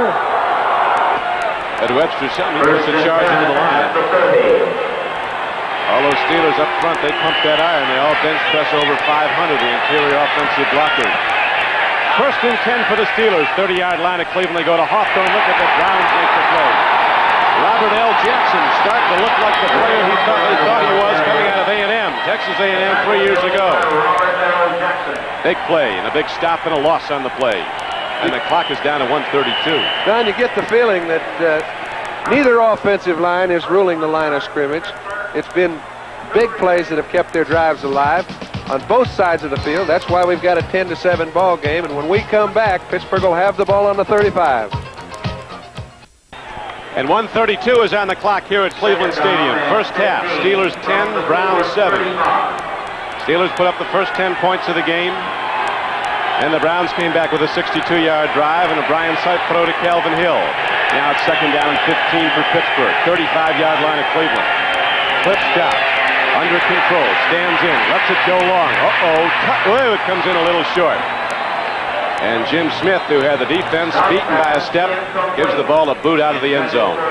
Well, it looked as if he had the defense beaten by a step, Don, but it was really a misconception because they were double-teaming Smith. He never could get across the field where Stout wanted to be able to throw the ball. As a result, Stout threw it the only place he could without taking a loss. Let's see what they do now. The Steelers have rushed for 59 yards in the game. The Browns have rushed for only 22. 1:26 left to play in the first half. We've seen this 5-back situation earlier in the ball game. Stout threw a perfect strike in there to Theo Bell. Let's see what happens on this trip. They're all on the line of scrimmage. Stout throws. He's got a man open. Look at that reception by Kelvin Sweeney, a rookie from Southern California. And Kelvin Sweeney's down to the 6-yard line, and the clock is down to 1:14 and running. A 29-yard gain on the play. Boy, that takes a lot of composure. Cleveland's trying to rattle Stout. They get all their people on the line of scrimmage. They come off into a zone. He goes back, gets good line protection. Everybody picks up the right man. It allows Sweeney to come in over the middle after running 17 yards deep. He hits him right on the money, puts him right into good field position on about the 7-yard line, and we'll be back. 22,000 people here wearing those hats. That many Steeler fans have made the 3-hour drive down the turnpike. They didn't stick him on the 50-yard line, though. It's like they're on the end zone. It's first down and goal for the Steelers. Stout stands in, fires, and it's incomplete. Almost an interference call on Darden. Stout pass, incomplete. Art Modell, the president and owner of the Cleveland Browns, in the next box scene is general manager Pete Hazy. These guys are up and down. They are jumping guys, up and down with every play. This is a big one for the Browns. They really want this one with the Steelers. They want everyone with Pittsburgh, as the players and the Cleveland team say, you know, it's Steeler week. Things are a lot quieter at practice. And this stadium holding over 81,000 with the ghosts of some of the great ones. Motley, Lavelli, Ford, Graham, Jim Brown. Hand off to Thornton. Trap block up the middle. Springs Thornton for 3. He gets from the 7 down to about the 4. Well, both teams have had tough sledding down inside that line since the first drive when Pittsburgh moved it down pretty well. Neither team has moved it on the ground. They both had to throw their way down the field. 3rd down and 5. You can bet it's going to be put up in the air. Jim Smith goes wide right. T. Bell is wide right in the slot. And Kelvin Sweeney, a free agent who is dangerous. Cut that 29-yarder to the left. Stout's looking at Sweeney. Better look at somebody. Sweeney goes up and loses the ball. Kelvin Sweeney had a piece of the football and lost it coming down. Henry Bradley put the slug on Stout just as he released the ball. So the Browns stave off a touchdown, and now the field goal unit comes out for Pittsburgh. It's just amazing to me how every Pittsburgh receiver, you see Stout throwing the ball off balance. You can only afford to do that if you are dead certain your receivers are going to come back for the ball and get it at its apex. All the Pittsburgh receivers do that. As a result, it makes it easy on the quarterback to put it up in a one-on-one situation. Matt Barr, the kicker, has never missed a field goal in the pros inside the 30. This is a 22-yarder. Does not have the long range leg, but boy, he's tough in here. Drills it up. Record stays intact. He's 15 for 15 in his career inside the 30. And the Cleveland Browns now are down by 6. Pittsburgh extending its lead to 13-7 with only 26 seconds left to play in the first half. So the Steelers will be kicking it off when we come back. It was a very big goal line situation stand for Cleveland. When you stand within 7, you can still get the game done. And Brian Sipe has come back with a whole lot less than 26 seconds to play toward the end of a half. So if this ball is not way down the field, if they get any kind of field position, you can bet he'll be having a go at it. Wright takes it on the run of the 15 to the 30. And Keith Wright's to the 32, and the clock shows 22 seconds as Sipe and the Cleveland offense come back out. Frank Pollard was down to make the play. Brian Sipe has put the ball up 15 times in this game, has completed 10 for 94 yards and the 1 touchdown. Of course, he was intercepted on the skipped ball, skipped off the hands of a receiver, and Johnson intercepted for Cleveland, for Pittsburgh to stop the Cleveland drive. Stout has thrown 17 times. He's completed 7 for 95 yards. All of them key, though. Yep. So Brian Sipe, who's not big, but he does get the ball deep. Ready now to start pitching with 22 seconds left in the first half, and the snow flurries and the winds start up again. Standing in, lots of time. Now he eludes the rush and loses the ball. His arm was going forward. It's an incomplete pass. You and I know that, but it's not always called that way. Ruled an incomplete pass. Boy, he is so cool back there. John, when you're standing back there for a long time like that, you've got to be thinking blindside, though, don't you? No, you put your attention on the receivers down the field. Of course, that's the utopia of the situation. He's got his attention down the field. You'd think you'd think L.C. Greenwood wasn't in the house. He'll wait and wait and wait. He's about as patient a quarterback as any I've seen. One of our spotters today, Matt Millen, an offensive tackle for the Browns, says one of the great things about Sipe is No matter how much pressure's around, he doesn't get excited. Always maintains his cool.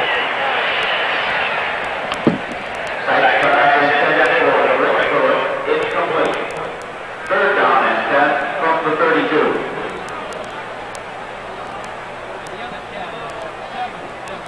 Nine seconds left to go in the first half as the Cleveland Browns come back now to try it again. Third down coming up in 10, the ball at the 32-yard line.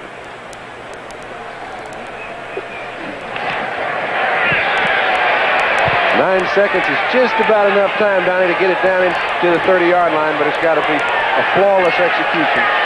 Go to the draw. Here's Pruitt. He can go coast to coast if he gets a couple of blocks, and Pruitt gets it out to the 39. Case closed for this half. That will do it. First 30 minutes are in. They've been a good 2 quarters, and we have a lot more to go, and also a lot of action around the league will be updated shortly as we go to NFL 80 in New York. But right now, that's the end of the first half with the score.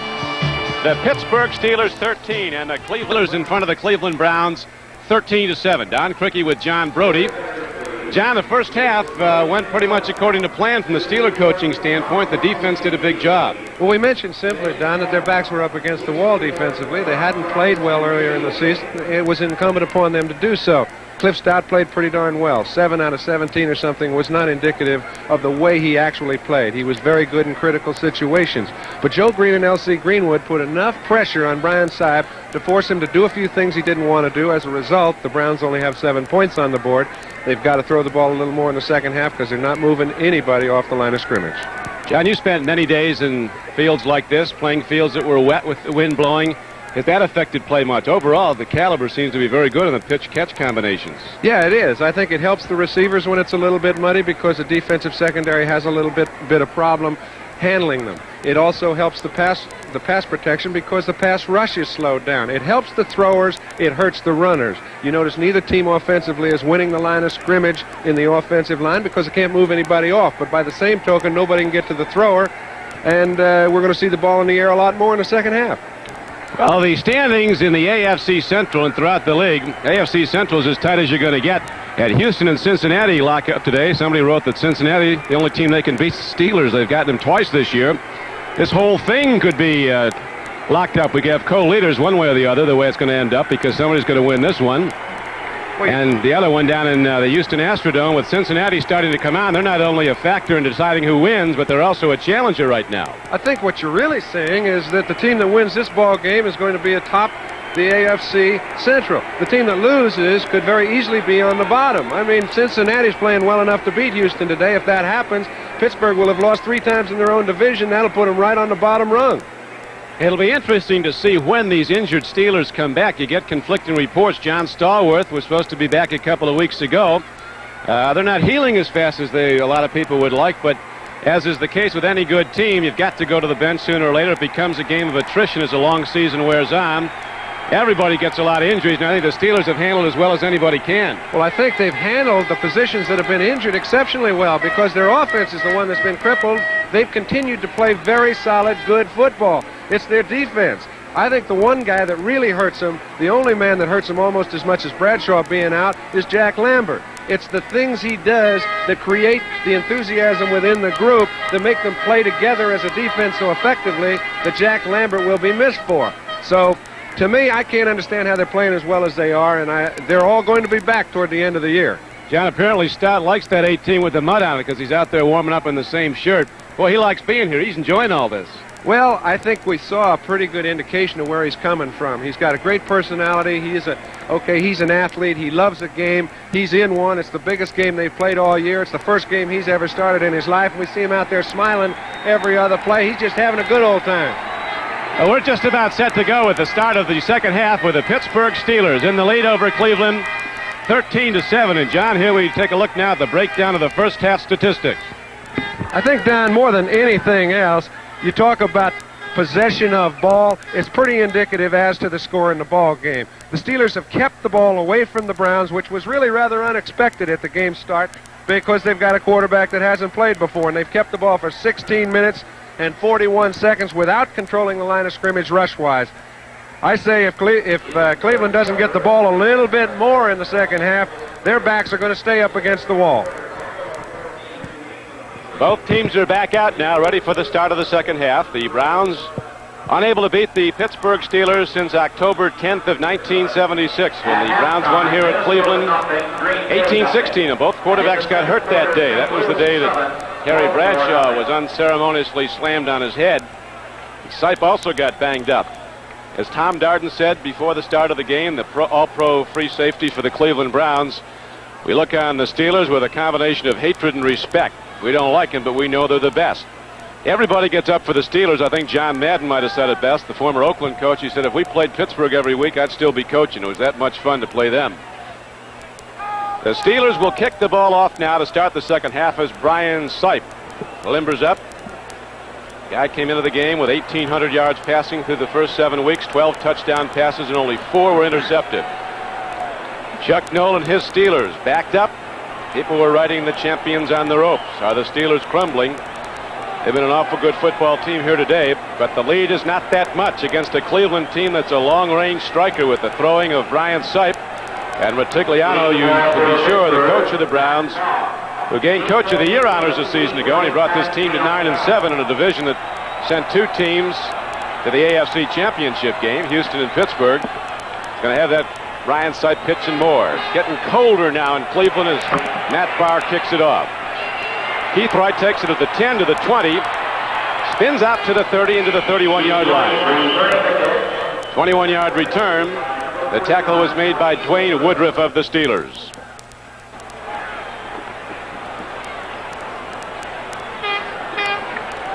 Brian Sipe at quarterback for the Cleveland Browns. His runners are Greg Pruitt and Mike Pruitt. Wide receivers are Dave Logan and Reggie Rucker. Ozzie Newsome is the tight end. Henry Shepard's back and well, playing left guard. Deacon's next to him at left tackle. De Leon's the center. Joe DeLamielleure the right guard, and Cody Risen is the right tackle.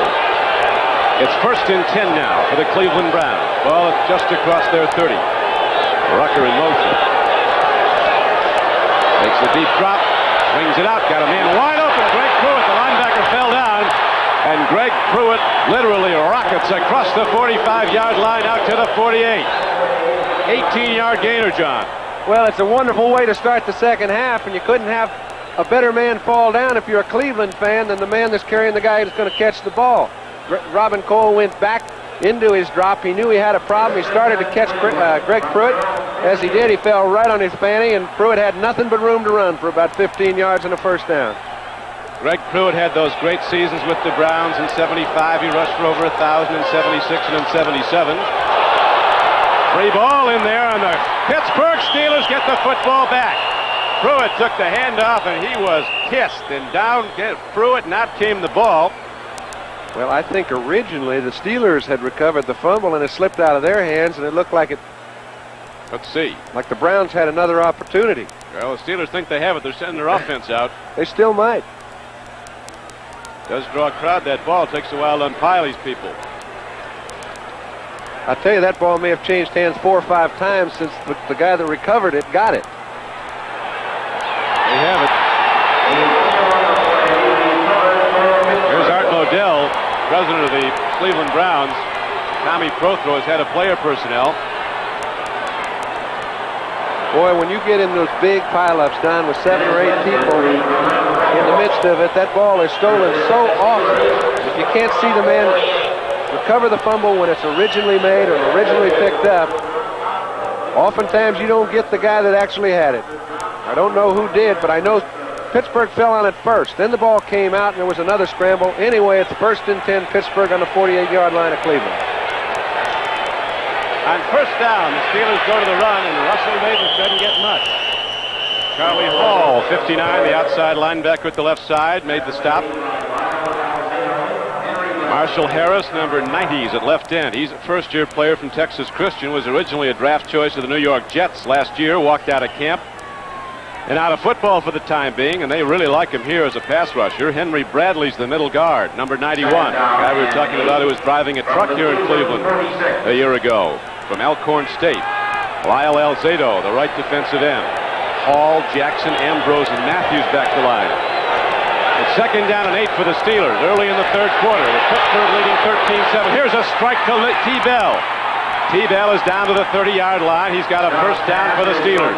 As Stout, again, with all that height and range, stands in and then releases a rifle shot for an 18-yard gain. Well, that play was a vintage Terry Bradshaw as we watch number 12 watching his protege, Cliff Stout, on the field. He stood in there under a real big pass rush. He got it as soon as he let that ball go. His lights were on the ground. He did not see that completion finish. 12:53 to play now in the third quarter. 13-7 Pittsburgh, and the Steelers driving after getting a third turnover in this game. Browns have not gained a turnover in the game so far. Play is whistled dead as Hawthorne starts a power sweep to the right. It'll come back. Looks a little to me like they let the 30-second clock run out, Don. That's a mistake. Offense. Got him on a motion in the backfield, so it's going to be a 5-yard penalty either way. An assessment that makes it first down and 15. False start. Offense Knoll, number 55. First down. is 48 years old in his 12th season as head coach of the Steelers. Pittsburgh franchise is 48 years old. First down. This team goes to the playoffs this year. It'll be the first time any team has done it 9 consecutive years. The Steelers started to win big in '72, and they've been the best in football since then. Stout on first and 15, stands in, looks, throws. Clay Matthews had the ball and lost it. Linebacker Clay Matthews, who's very quick, came across, went up, lost the ball. You don't get many opportunities. Clay Matthews had 2 of them so far today. He's come down with neither. Both of them might have been turned into scores. There was nobody standing out in the flat. That's right, that other one. And he played the ball so perfectly, Stout didn't even see him. And the linebackers can hide once in a while, and when they get very effective, you never get to see them. So it's second down and 15 now for the Pittsburgh Steelers, 34-yard line of Cleveland. Here's a blitz. Stout eludes it. He's going to take off. 30, 25. And Stout is down to the 26-yard line, but there's a marker down also, John. Right in the area where it's generally pass holding. You know, I think what you've seen out of the Cleveland defense is they found a way to put some pressure on Cliff Stout. That's the one thing that was mandatory if you're a Cleveland Brown fan or a Cleveland Brown football player. They have got to create a situation. They did it this time with a game. A game is something where the interior linemen start stunning, taking each other's roles. They got a little confusion out of the Pittsburgh offensive line. As a result, they got a hold. Offensive holding, number 79, second down. You got Larry Brown, the right tackle. Steeler fans recall him as the starting tight end on the Super Bowl championship team of '74. Put on 30 pounds and moved to tackle. He's been a good one. Now it's second down and 25 yards to go for the first down. Swing pass to Hawthorne. Lots of Browns closing in on him. And Hawthorne gets it inside the 40, down to about the 37-yard line. That'll bring up third and long yardage. He got 7. Now this is one of those rare situations where they've got third down and 20 yards to go for a first down. But an effective play for the Steelers would be a 12-yard gain. It would put them inside the 30-yard line. It would give Barr a chance from 45 yards to kick a field goal, increase their lead to 16-7. You can bet they're not going to go all the way down the field. They're going to try to get 12 or 13. This is one of those situations where if you're a Brown, you got to remember we can't give them 12 yards there, even though they've got third and 20. Jerry Wilkinson goes in the game.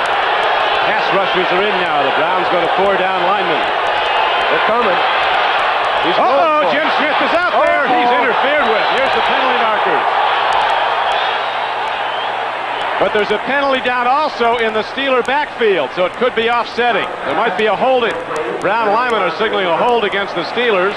I think it is a holding call, Don, but I tell you, the impressive thing is the way Jim Smith just ran by Ron Bolton.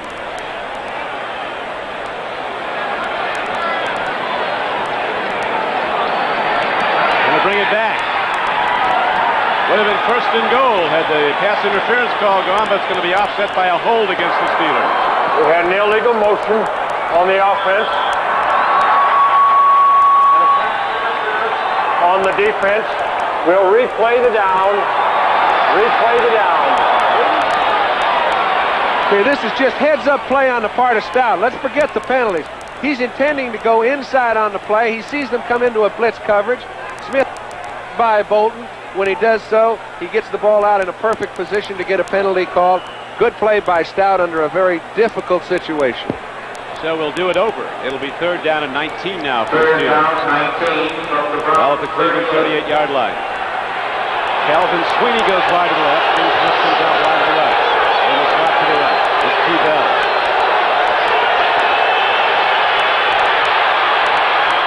Calvin Sweeney has the ball, gets the block, turns upfield, gets inside the 20, and he gets a first down. Boy, this guy can play football. Free agent from Southern California. He runs all over the field. Dom Darden is down for the Cleveland Browns. A 16-yard gain, more than that. It's 3rd and 19, and he got about 23. Do you know how hard it is to get one receiver on a football team to come in the middle and go after the ball? These guys have 5. I have never seen a Pittsburgh Steeler receiver that doesn't, when he makes his break, start coming in the field and getting on the ball first. These guys come back to it about as well as anybody I've ever seen in the game, and Stout threw an excellent ball. Randy Grossman comes back in at tight end, set to the right. 1st and 10 Pittsburgh. End off to Blyer. Rocky put an unusual move on him and got some yards. I think it's called tripping. Rocky tripped on the 15-yard line. But he got ahead for 3 yards, and so it's going to be 2nd down and 7 now.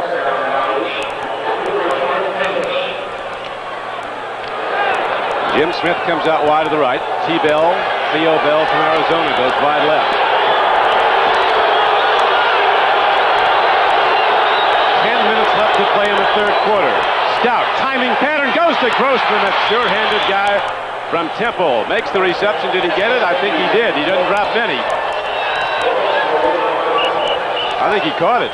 Well, Sam's a little prejudiced. He doesn't want him to have caught it. No. But I think it was an excellently conceived play. There was nobody in 4 or 5 yards of Randy Grossman. Stout set the play up. An excellent play-action pass. He's trying to come to Grossman. He was wide open. He just pulled the string on it a little. Came down a little bit low. You'd be the judge. Did he catch it or did he not? I know he got credit for it. It's 1st and 10 on the 3. 1st and goal. They're ready to push it in if they can. They say about Grossman, if you get the ball near him, he'll catch it. Best hands on the Steeler team. He's turned into a good blocker, as is evidence he's at a wingback now as they go from the power formation. And driving into the end zone is Hawthorne. Steeler touchdown. So the Steelers extend their lead to 19-7. The big reception by Grossman sets it up, and Hawthorne's on the payoff end for a 2nd time in this game. You'll recall he scored the 1st touchdown from a yard out. All right. This play looks like it's stuffed at the line of scrimmage. It looks like the play is over. Hawthorne kind of feels his way around. All of a sudden feels a little bit of daylight. Scoots the next 3 yards into the end zone. That was a beautiful drive by the Steelers. Cliff Stout's having himself some kind of day.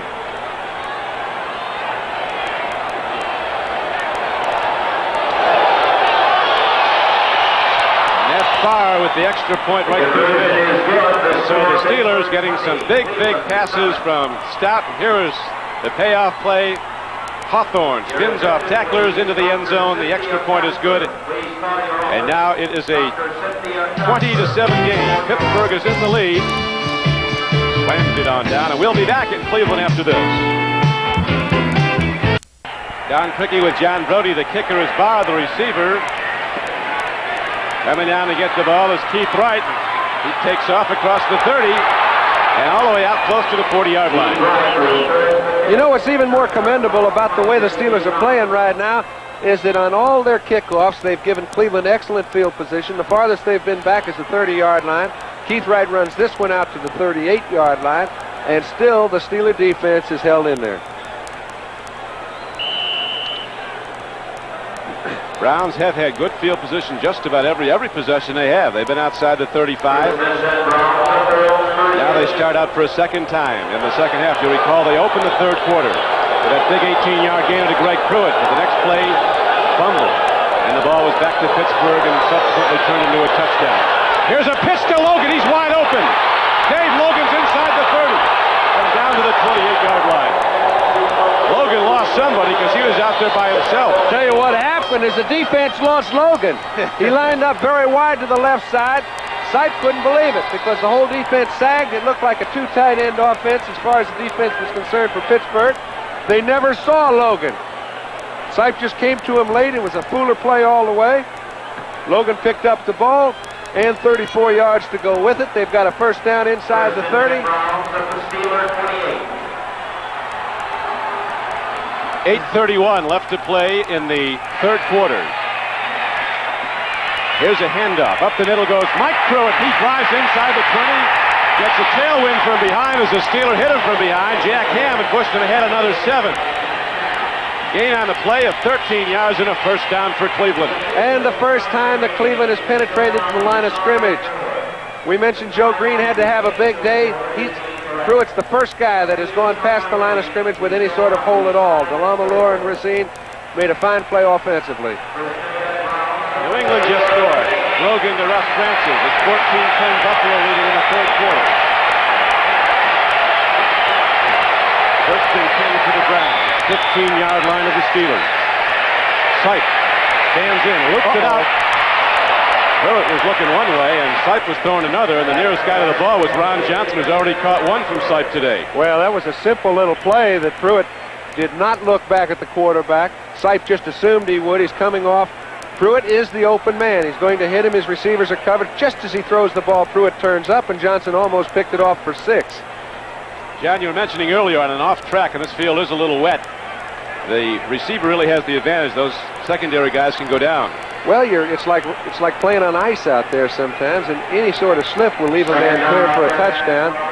And the pass rush is hampered so much that your receivers have time to run their routes, and you usually find somebody open.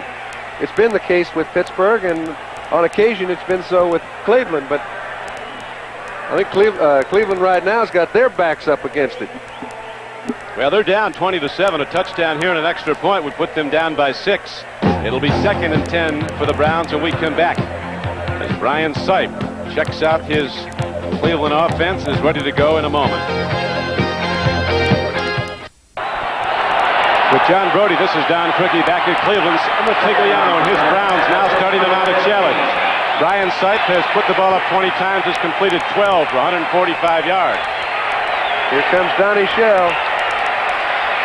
Sipe stands in, loops it into the end zone. Logan can't get through the ball. Turning out on Mel Blount. Same play, that same combination. Almost went for 6 earlier. Twice they've had loud outs out of it with 7:58 now to play in the third quarter. Well, Logan ran such a fine pattern. You see Sipe, he spots Shell. He thinks he's probably coming. Actually, they didn't, but they didn't have time to get back out. Logan beat Blount. The ball didn't get there. Third down and 10. Logan comes out of the game. Ricky Feature goes in as a wide receiver. Reggie Rucker's coming out now. Logan's going to stay in. He's out wide to the left. Ricky Feature goes wide right. Third down and 10. Big play for the Browns who need a touchdown. Up the middle, Greg Pruitt. Look at him shift and dive, and he's short of the first down though. Hemmed in by the zone defense of the Pittsburgh Steelers. Warren Taves knocks him down. Now let's go to New York for an update. Here's Bryant Gumbel. Thank you, Don Criqui. The Giants have suffered a setback in their attempt to break a 6-game losing streak out at the Meadowlands. They were leading by a score of 9-7 when Phil Simms aimed this one, but it wound up in the arms of Billy Thompson. That put the Denver offense in business. Craig Morton and company came on the field and finished off a drive with this 2-yard run by Otis Armstrong, pending the extra point. Denver is out in front by a score of 13-9. Let's go back to Cleveland and Don Criqui. Thank you, Bryant. We're set to go now. It is 4th down and 3 for the Cleveland Browns. They go to the run. Here's Mike Pruitt. He's got to get the first down to keep the drive alive. Where'd they go out? He's short. Looks like he is. Robin Cole, the blitzing outside linebacker from New Mexico, was the man who made the hit, and the Browns don't get there on 4th down. Well, I know there's a lot of second guessing. It's still in the middle of the third quarter, but I agree. I think on 4th down and 2 yards to go. You have to try and pick it up. They need 2 touchdowns to win the football game. They may not get in this sort of position 3 more times in the ball game. And you can see just excellent defensive play, keeping him 1 foot short of the first down. Right down in the dirt, just like they like it. 7:04 left in the 3rd quarter. We'll be back. Getting a little mean here in Cleveland, Ohio. As we pause briefly for station identification, this is the NBC television network. WFMJ, Youngstown.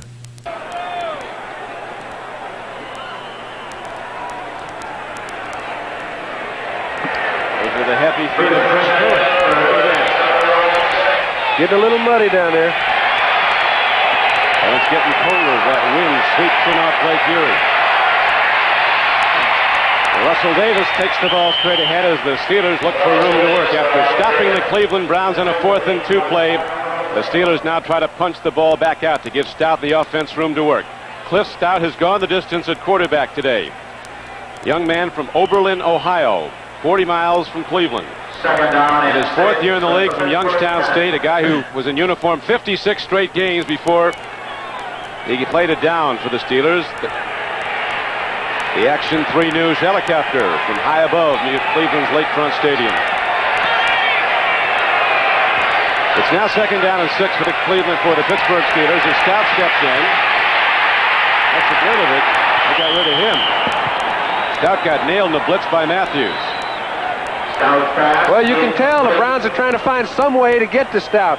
Very seldom do you find a quarterback in his first starting role throwing the ball from inside his own 10-yard line. Stout's playing as if he's been around 5 or 6 years, playing first string every week. You see he's trying to come off to a secondary receiver. Matthews gets to him first. Let's realize that these guys know they have to get to the quarterback. They're putting a lot of attention on Lyle Alzado. We haven't called his name all day long. Now we're in a 5-back situation, 3rd down and about 6 yards to go. A very critical play for Cleveland. Stout is 11 for 24 throw, and here's a pitch up the middle. Calvin Sweeney goes after the ball, is separated from it. Very fine defensive play by linebacker Charlie Hall and by linebacker Bill Cower, 53. Hall was the first to pop him. So now the Browns, John, can come out of this with very good field position as punter Craig Colquitt will be kicking into a swirling wind. Which is another reason I think it was wise for them on 4th down and 2 to try and go for a first down. Because of that decision, they have a chance to get it in good field position. Here we go. He's in the end zone. He'll be kicking from the goal line. He's never had one blocked in 3 years in the league. Line drive, right fields it on the run. He's something that's right. Oh. He gets nailed coming back. Returning the punt. Zach Valentine was down to pop him after a 34-yard punt, and the return back to the 36-yard line of Pittsburgh, and that's where Cleveland has the ball. With 6:04 to play in the 3rd quarter, and the Steelers in the lead 20-7. The Browns come out of the huddle now. Stout goes to the sidelines to regroup, get some counsel from Bradshaw. Ryan Sipe in the Cleveland offense looking to get back in the game. Down 20-7. A man is open, but the pass is thrown too far for Drake Pruitt. Pass incomplete, intended for Drake Pruitt. Lamalier is out now at right guard. Robert E. Jackson is in. Remember another thing, Dan, that the reason Pittsburgh has been in the hole in the previous few games they've been playing is that they've turned the ball over so often. Today they have not had a turnover. 2nd down and 10 at the 35. Right. Cleveland's had 3. Now it's 2nd down and 10. Browns making changes between plays in the offensive line, sending some plays in from the guards. Mike Pruitt takes ahead in a 3rd down and 10 play and drives ahead inside the 25-yard line and down to the 23.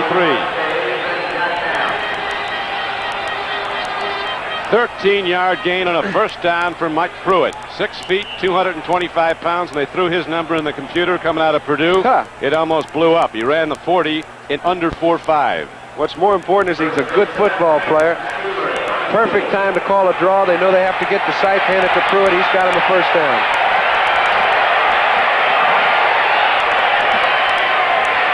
Sipe stands in, fires over the middle. Rucker is open. He's down to the 6-yard line. So it'll be first and goal for the Cleveland Browns at the 6-yard line of the Pittsburgh Steelers. Here they come. You notice they've tried to throw the ball over the middle a few times. It looked as if they've got Donnie Shell and Mike Wagner staying home in the middle. They picked them up just right that time, and Sipe threw it right on the break. You see an awful lot of time to throw. He allows Rucker to go down, make his move, cut right underneath Johnson. Shell has no play on the ball. First and 10 at the 6.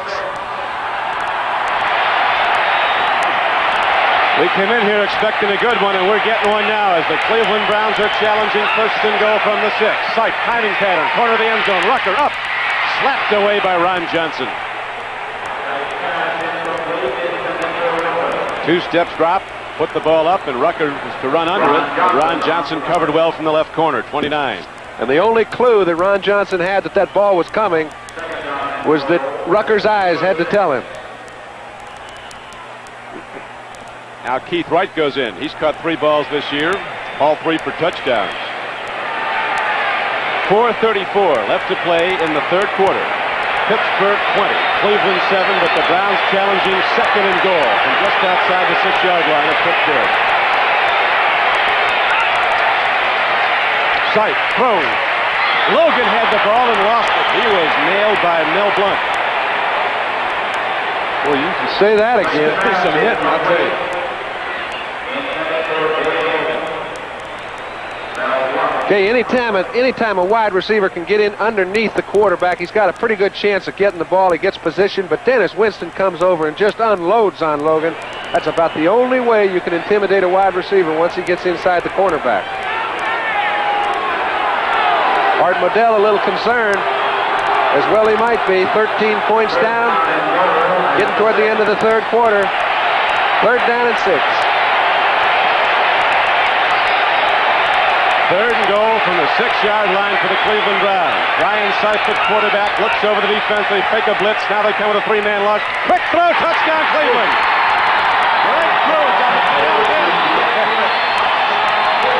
That play was all Brian Sipe. You better not come to your intended receiver before you're ready to let that ball go. Brings them back within a touchdown of the lead. You can see Sipe looking to the right side. When he comes back to Pruitt, let that ball go now, baby, or everybody in the house will be there. He threw it just at the right time. Touchdown. Boy, that was a well-done play. You bet. Sipe took a look, and Pruitt's made a big contribution today. Cockcroft with the extra point, and it's very important.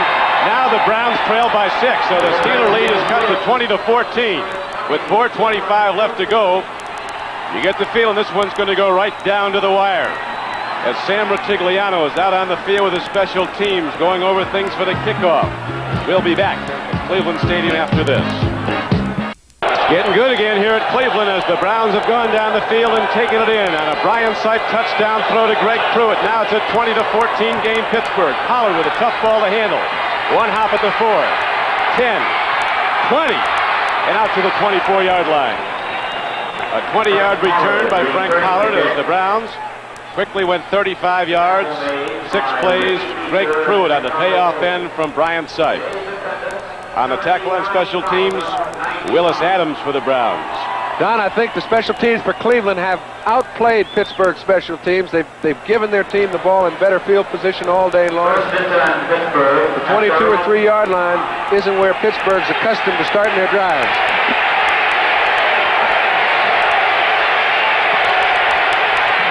Steelers go to run. Russell Davis can't get there. Clay Matthews shed the block and hit him, knocked him down, loss of 2. Matthews and Jackson, these 2 linebackers, have made a lot of plays for the Browns. They've been open. Linebackers have to get open too. People are trying to knock on them. 2nd down and 11 at the Steeler 24. It looks like Colquitt from here, Don, trying to get loose because he feels they may need him shortly. That guy isn't a football player, is he? I think he just needs a little help. Important thing, they're having fun.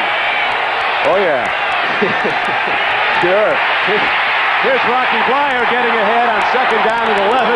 He didn't get anywhere. The Browns are really buoyed by that last touchdown, and now they're stuffing the Steelers at the line. It's going to be 3rd down and 9 coming up. Rocky got ahead for 2. Alzado and Jackson knocked him down. Hey, we mentioned Cleveland seems to be playing a whole lot better in the second half, particularly defensively at the line of scrimmage. They have not allowed Pittsburgh to sustain any long drives. Alzado gets in on a play, makes a big one, 3rd down and 8. 3 minutes to go in the 3rd quarter. Scott stands in, takes a look. Guns it. Look at Theo Bell. Get the ball. It's a foot race now. T-Bell, he's going to win it. Coast to coast. T-Bell's going to take it out. He goes down at the 4. What a play. T-Bell, a sprinter from Arizona, got inside the Brown zone, and Stout again throws a perfect strike on the numbers. And again, the Steelers deliver the big gainer, a 71-yard play. Ron, his offensive line gives him an opportunity to wait for Theo Bell to come all the way past the linebacker so that he can catch the ball on a dead run. When he does so, he's wide open. Beautiful throw, beautiful reception. As we mentioned, those Steeler receivers just keep coming in the middle and grabbing the big play. Here it is again, John. Never let it be said that this kid doesn't have a strong arm. That ball is thrown the only place it can be thrown. Right in between 5 Brownies. They've got first and goal on the 3. T-Bell, a 4th-year player from Arizona, drafted in the 4th round in '76. Back to the run. Sidney Thornton goes in standing up. So the Browns challenge and the Steelers respond. And the Pittsburgh Steelers now go in front 26-14. Tell you, Pittsburgh looks super in this game. Well, they've looked super in a lot of games over the years, Don. Not in the last 2, though. It's just that they're not the same players that you're accustomed to seeing, and they're still playing the same way. How many times have you seen Terry Bradshaw come back under similar situations, pick out Lynn Swann or John Stallworth? I hardly expect that you would see a Cliff Stout making the same play to Theo Bell. I tell you, he's looked like Bradshaw out there. Well, he's just looked great. Tremendous arm, and he knows what to do with it. A 71-yard gainer to T-Bell, and Robert Jackson's down right now being attended to. Boy, if he gets hurt, he was hurt a couple of years ago, Don, and he had a problem with his knee at that time. They gave him an extra year to get it well, and he hasn't had much problem since then. It looks like it might be in the same area. If it is, that's a big blow to Cleveland and Robert Jackson. He suffered a serious knee injury at the outset of training camp his rookie season as the #1 draft choice out of Texas A&M, and he missed the entire 1977 season because of it. And he came back strongly. He's been a major factor in the Browns' success this year.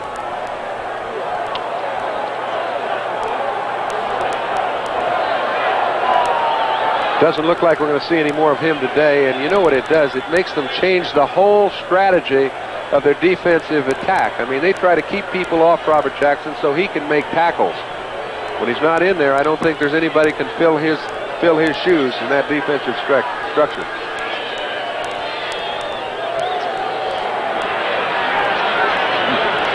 There you see some happy helmets. T-Bell having a little fun, isn't he? A lot of fun on that 71-yarder. And then Thornton goes in on the payoff end with 2:40 to play in the 3rd quarter. Now Matt Farr will try the point after. He nails it up. Oh, didn't go. So it's 26-14 Pittsburgh. No good. The score, Pittsburgh 26, Cleveland 15. Matt Farr couldn't get it to work. We'll watch again. They're having a little problem with their kicking game in several departments, but none with their throwing game. And we'll be back in a moment.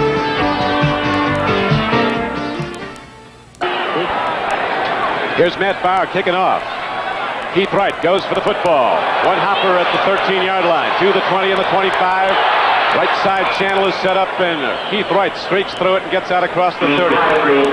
Takes it to the 33-yard line where Craig Wolfley knocked him down. It'll be downtown Cleveland, where Tuesday night the President of the United States, Jimmy Carter, and candidate Ronald Reagan will debate. Every hotel in Cuyahoga County is sold out because of this game, with over 81,000. and the debate. The whole news world is here. That ought to be a bit active. Just about every foreign country has reporters here for that. Dropping back his sight. He looks, he throws. Greg Pruitt gets the ball ahead, and he's out close to a first down. Looks like he has it, John. He's got it. They've got an awful lot of time left. There's 17 minutes left to play in this ball game, so there's no time to panic. However, it looks as if Cleveland has got to score a lot of points because they've been unable to stop Pittsburgh. Time and again, 3rd and 15 situations. Pittsburgh's turned them into first downs, made long plays in critical moments. So Cleveland's just got to keep pace. A lot of time left. 1:56 to go in the 3rd quarter. The Steelers 26, the Browns 14. Ryan Sipe with the deep drop. No rush. He's got time. He looks, searches him out, and goes to Logan, gets him for a first down. Logan's down to the 43-yard line of the Steelers. He had the ball in one pocket and Blunt in the other. Blunt's had all he can handle with Logan. That was a 28-yard gain. Listen, I'd say it's both ways. You stick the one-on-one. You know, Mel Blunt has been great over the years, but what makes him so great is that it allows him to do a lot of things because they leave Blunt alone a lot. They let him play those great receivers man-to-man. That offensive line blocking in Cleveland has been excellent. Sipe with time to review all his people running pattern. There he is again taking a look. Standing in, looping a pattern, and the penalty marker's down. Rucker turned out. Sipe was looking for a fly pattern. I think he got lucky, Don. I really think he was going down. Rucker made his move to the outside. Johnson pushed off on him just at the time he made his move. Sipe wisely threw the ball down the field and got a call.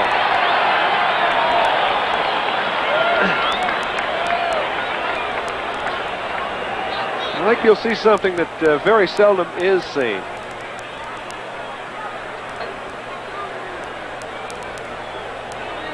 Be interested to see that. Must be defensive holding.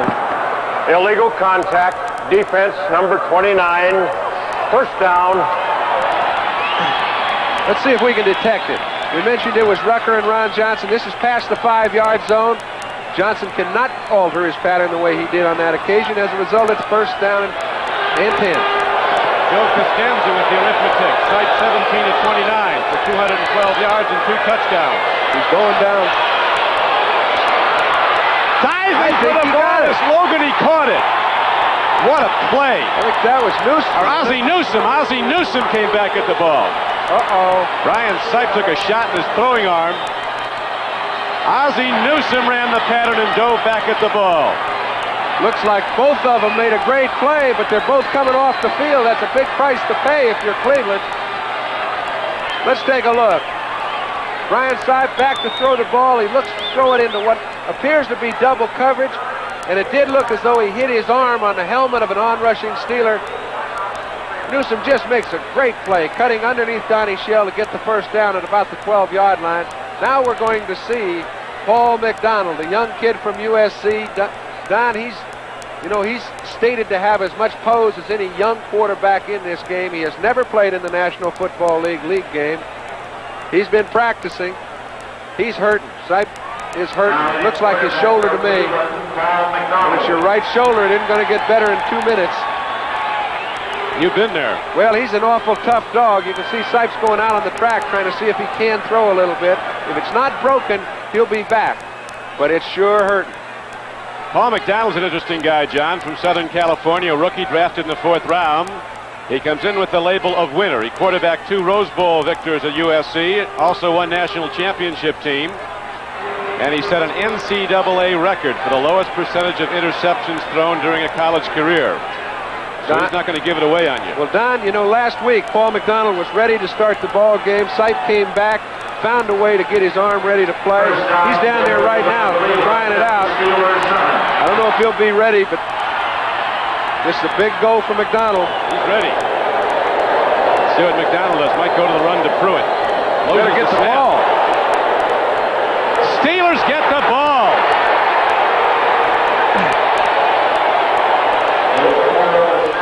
Steve Furness goes in and gets the ball on the fumbled snap. That's an problem inherent to a new quarterback coming in.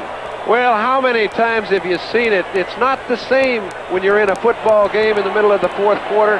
You're trying to get back on the board. It's not like at practice. The center, his reflexes are a little bit different. If you try to get out of there just a little too quick, the ball's going to stay. It did, and they lost it. First and 10, Pittsburgh at their own 8. So the Steelers stopped the Brown challenge on a 4th Cleveland turnover in this game. Now they go to the run, and the Steeler offense cannot penetrate as Cleveland's Charlie Hall comes up and fills.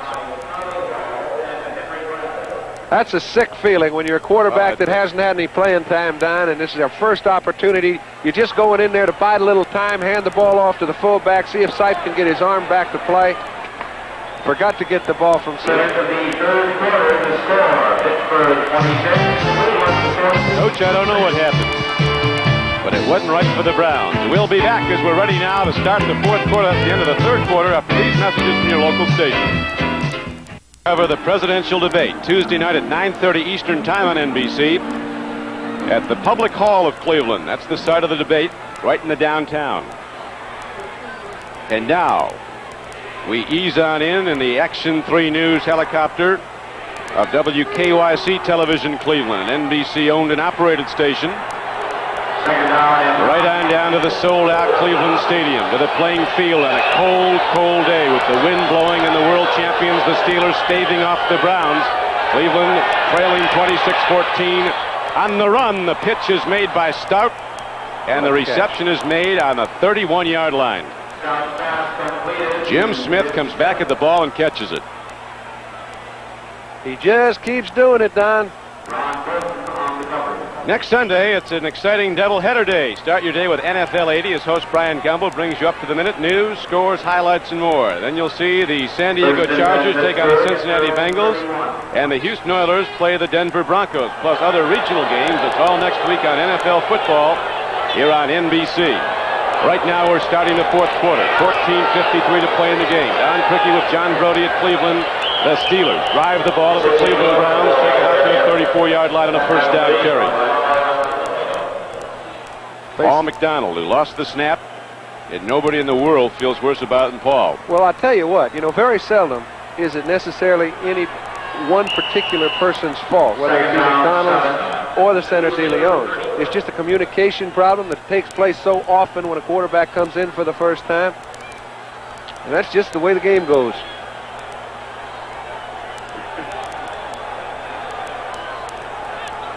Second down and 7 coming up for the Steelers.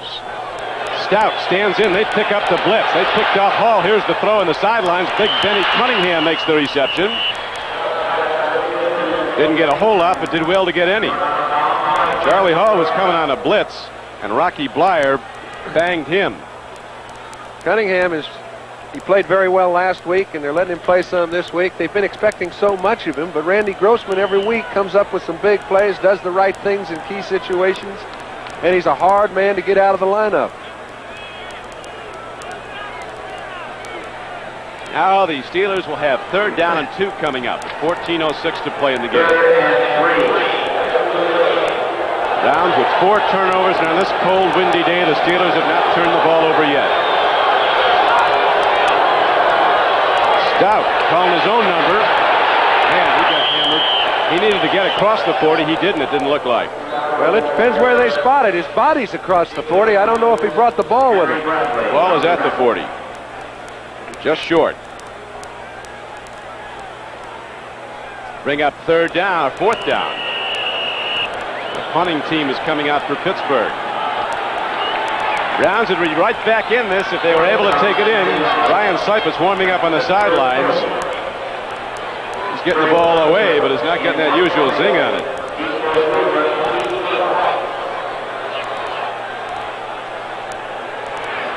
Mike Webster down in the dirt, ready to snap the ball to Colquitt. And Keith Wright back at his 19-yard line for Cleveland. Colquitt hasn't been getting it done with the punts. Dino Hall, an up back, takes it, starts upfield, doesn't go far, got to the 26, and there the Browns will go on offense first and 10. So with 14-19 left to play in the game, and the Pittsburgh Steelers in the lead, They'll be back at Cleveland Stadium in a moment. 27.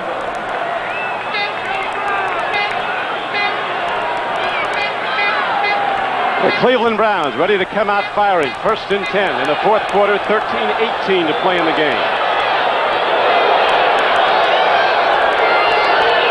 Therefore, clock's been going in and out. Official time is now 13-18. Sipe eludes the rush.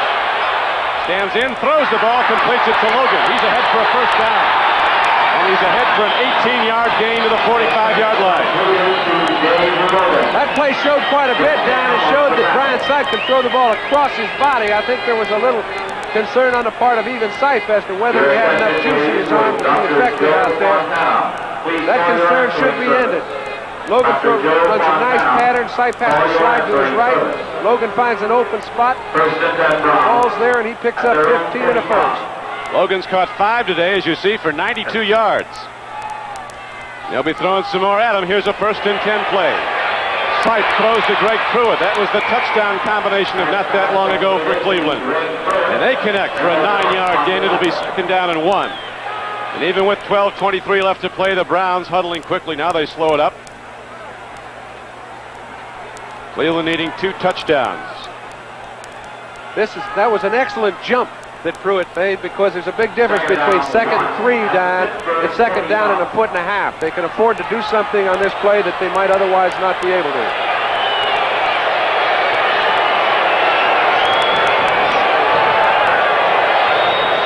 Hand up to Mike Pruitt. He breaks it. Mike Pruitt's down inside the 30. Cleveland firing off the ball. Deacon and Shepard on the left side. DeLeon. And a 17-yard run from scrimmage by Mike Pruitt. And the Browns start to challenge again. Can you imagine, had they taken it in the last time when they had the fumbled snap and the loss of the ball? This could be the go-ahead touchdown they're going for. Now they're trying to score to get back in the game as they trail 26-14 with 11:30 to play. 1st and 10 Cleveland. Rucker right, Logan left. Ozzie Newsome tight end lines up to the right. A pitch and catch game now for the Browns. That looks like a completion to Ozzie Newsome coming back at the ball. They say no. There you saw a lot of officials looking around, see if anybody saw it clean that time. I could not see it from this vantage point, and there were a lot of them that couldn't either. 2nd down, 10 from the Steelers 29. This looked very similar to the play that Grossman picked up down on the 7-yard line. Sipe does throw the ball low. I think it's a good call. It's a 1-bouncer. They called it right.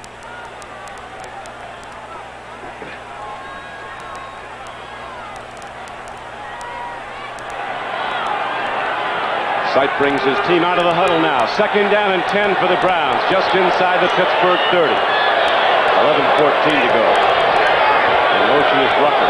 One comes across with him. Sipe drops the throw They're again. coming. Gets it away. Greg Pruitt with one hand catches the ball and goes down to the 25-yard line. Way short of the 1st down, but they did well just to escape the blitz and get a completion. Let's give credit where it's due. Dennis Winston came clear across the field. It was a blitzing situation. His man is Greg Pruitt. He had to carry him all the way to the sideline. There's nobody in that area. If Winston misses, he gets there in time, holds the play to a 4-yard gain. Greg has caught 7 today for 64 yards. One of them in the end zone. 26-14. Pittsburgh in the lead. 11:08 to play in the game. Now Newsome, the wide receiver, the tight end, goes out as a wide receiver left. 2 wide receivers to the right. 3rd down and 6. Sipe throws. He gets Logan. He gets a 1st down. And the Browns drive on. Well, that's hanging in there if you're quarterback. Very good penetration that time. Somehow Sipe found a lane.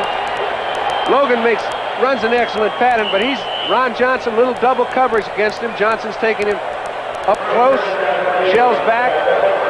Sipe puts the ball where it has to be thrown. They're still on the move at the 15-yard line. That play was good for 11 yards. And Logan's caught 6 for 103 yards.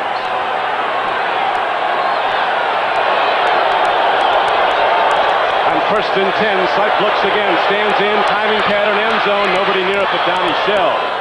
Right safety, he was running back there with Newsome. Be 2nd and 10. Don, before this game started, Sam Ratigliano and Jim Schaffner, the offensive quarterback coach, were hoping that they could get Newsom loose on Donnie Shell. They haven't been able to do it very effectively today. Now, when you get inside the 20-yard line, you know the defense is going to be man-to-man. They close down in there. They're trying to get to Newsom, but Shell's doing a fine job on it. Second down and 10 coming up for the Cleveland Browns.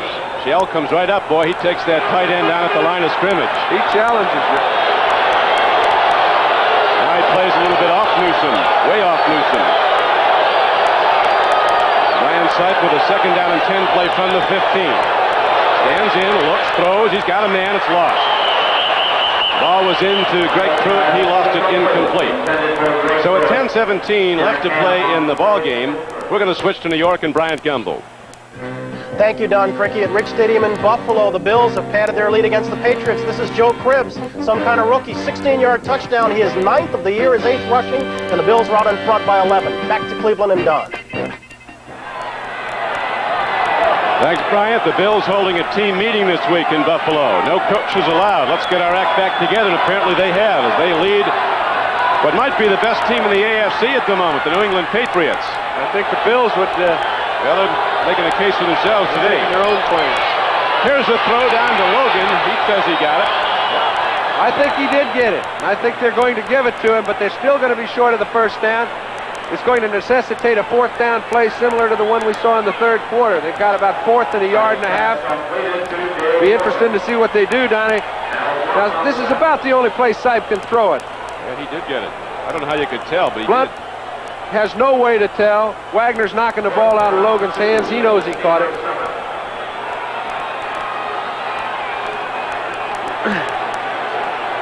Couldn't have a more similar situation than we had 15 minutes ago. 12 points down. 4th down and 2 now for the Cleveland Browns. They look to throw. Touchdown, Cleveland! Oh, what a catch! Greg Pruitt gets another one. And Sipe is flat on his back, but he's getting up. Robin Cole got him on a blitz. That's when being flat on your back doesn't bother you a bit. He went back, they were in a blitz, he had very little time to throw the ball. He had to throw it before Pruitt had turned around. And if Pruitt were not the athlete that he is, he'd have never been able to even get his hand on the ball. He had a hot receiver, there was nobody to pick. The man that hit Sipe is the man that had to cover Pruitt. There is nobody in the area to cover him, but how do you get the ball to him? Great play. That little Oklahoma dandy, boy's got good hands. Look at this catch. Comes back at the ball. The extra point was up and good, so the Browns are right back in it with a lot of time to play. Now it's ruled it was no good. They're waving it off.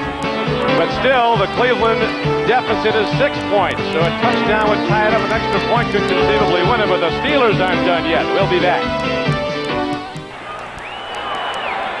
Brian Sipe just connected again to Greg Pruitt. Look at this. Looks like an onside kick try. I don't believe it. I don't believe it. I think they're just trying to check them. You got it. They're kicking it deep. It's going to kick it out of bounds also. Cockcroft will have to try it again from his 30. 9:12 left to play in the game. This game, a key game in the AFC Central. This the 61st meeting of the Cleveland Browns and the Pittsburgh Steelers, a rivalry that dates back to 1950. Brian Sipe has been the man who's rallied the Browns time and again. Last season in their 9-7 year, and this season as they rallied back after losing their first 2 games, 3 of their first 5 to go 4-3 and tie Pittsburgh and Houston for the divisional lead. One of these teams will be in the lead with the winner of the Houston-Cincinnati game today, as this division is airtight. Some call it the best division in football. Of course, the Steelers and the Cleveland Browns both came over from the National Conference to the American Conference for a $3 million fee. Art Modell said to Art Rooney one day, "I'd give mine back to transfer out of this division." Well, I'll tell you what the problem now is. The Browns have caught the Steelers in a situation where they have so many people hurt, a lot of teams can compete. This is a very big game. It can get them running. If you let the Steelers get their head up, when their people come back, it'll be Katie bar the door again. Into the end zone, Cockcroft doing well from his 30. A 70-yard kickoff into the end zone for a touchback. and so with 9 minutes left to play. The Steelers go on offense, leading by but 6 points at their 20. Steelers Brown first and 10 at their own 20. Don, that was one of those mental blunders that you don't see a good kickoff returner make very often. Cleveland gets a 5-yard penalty. The kick returner stays back on the 5-yard line. As a result, the ball bounces in front of them, and they have to take it on the... You have to admire this quality in the Browns of coming from behind, as they've done so many times. As Lombardi said, the hallmark of a great team is a team that comes from behind to win. It's easy to get out in front and run away.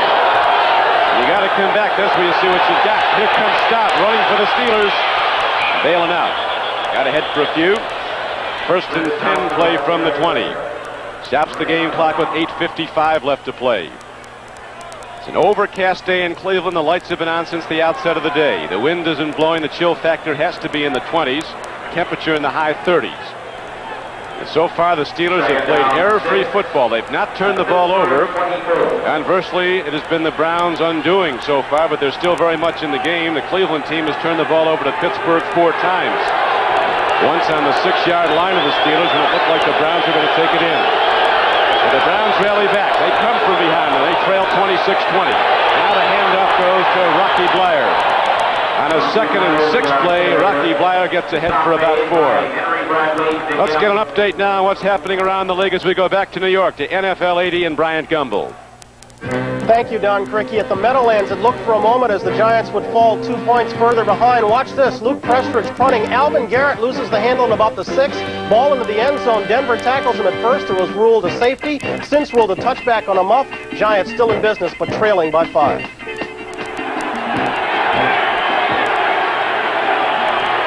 .8:18 left to go here at Cleveland.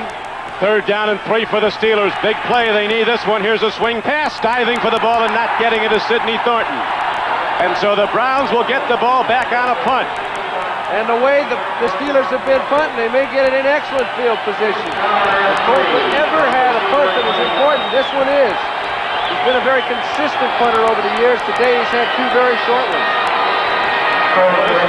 Some game. 8:09 left to play. The Browns seemingly out of it. Rally back, and now the Steelers are backed up. They've got to punt. It's a swirling wind that plays tricks with the ball that Colquitt has not handled well. And there's a great return man back for Cleveland and Keith Wright. Colquitt standing at his 14-yard line will hit the ball for 17. He gets off a beauty. High punt, spiral downfield. It's taken by Wright. Look at this gutty kid catch the ball with a man right in front of him. Had to give him room to catch it. Zach Valentine. Wright would not fair catch. He got ahead for 5 more yards after a 40-yard punt into the wind. So now the Cleveland Browns offense comes back out on the field with a chance to go ahead.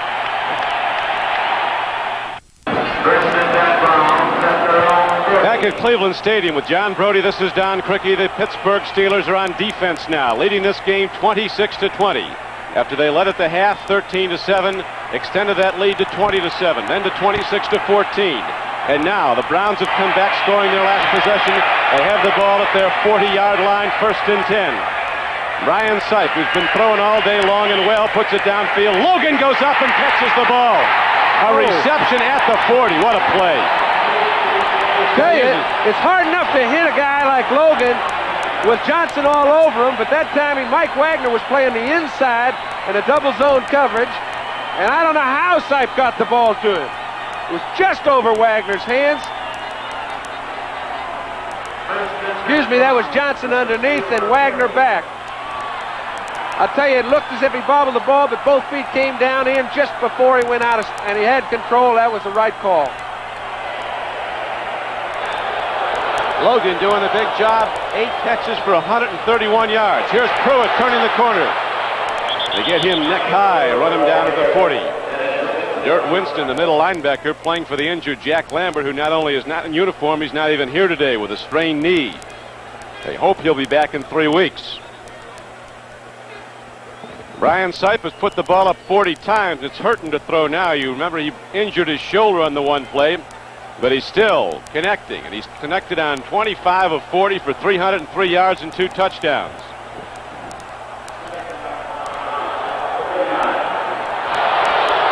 Charles White goes in the game. Mike Pruitt's in the backfield with him. White swings out of the backfield. Sipe throws over the middle. Reggie Rucker makes the reception down at the 21-yard line. And the Browns continue to rally back with 7 minutes to go. Don, that's perfect timing. They're trying to throw the ball in the middle to either their halfback or their tight end or the man in the slot, as it was in this instance with Reggie Rucker. Sipe is throwing the ball just as they come open because they're not open very long. A 21-yard gain and a first down for the Cleveland Browns. 21-yard line of the Steelers. Now the Browns are challenging for the tying touchdown. If they get it, the extra point would put them ahead. But they haven't been automatic today, those extra points. Each team has missed one. Draw. Draw it is. Mike Pruitt carries on 1st and 10, runs it to the 18-yard line. L.C. Greenwood, 68, was on the stop. So Sipe, who really establishes the pass, then throws in some runs.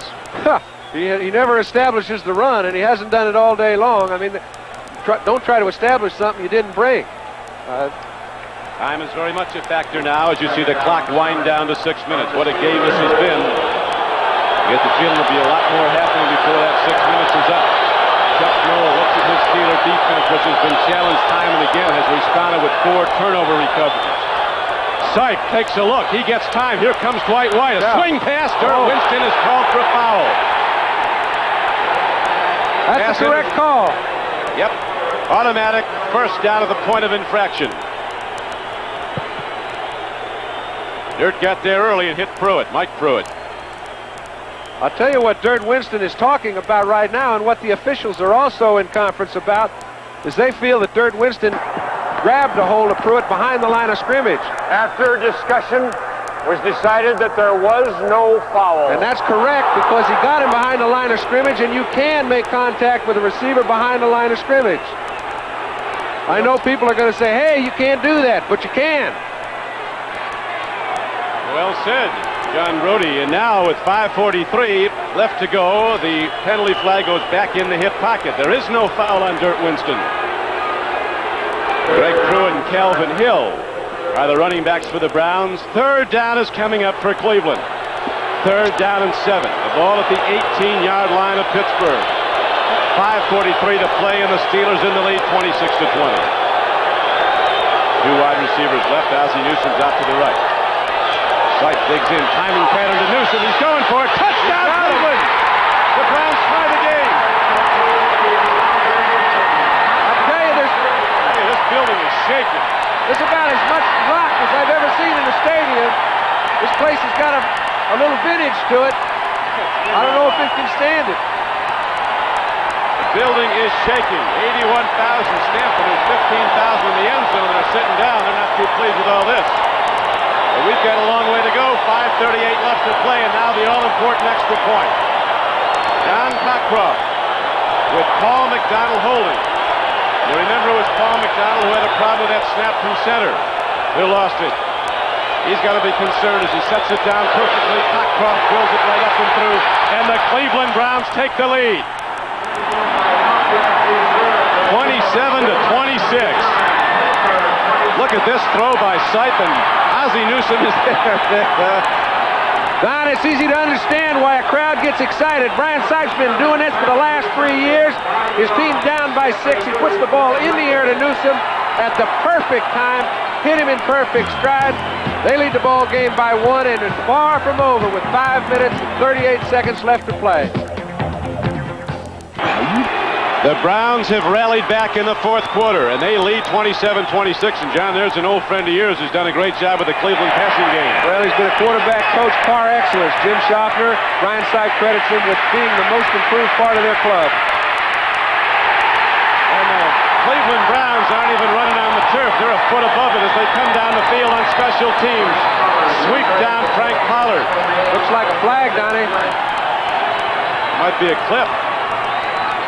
27 completions by Brian Sipe is a new club record. He's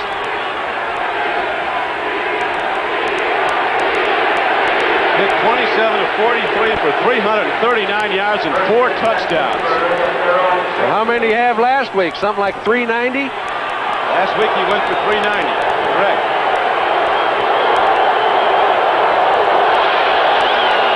Now the Pittsburgh Steelers must rally back. The champions are down in this game by 1. Here's a strike in the flat. Perfectly thrown and caught. Coming back at the ball was Jim Smith. Boy, this guy's tough, this Smith. They better not give that kid much room or he'll riddle them. They're calling it off. What's yes, this? they did. Now let's look at the play that put Cleveland into a tie. Perfectly timed. He throws the ball, gives Newsom some room to run. Only one step on Johnson, takes it in easily for a touchdown. That's what all the people are up and at him.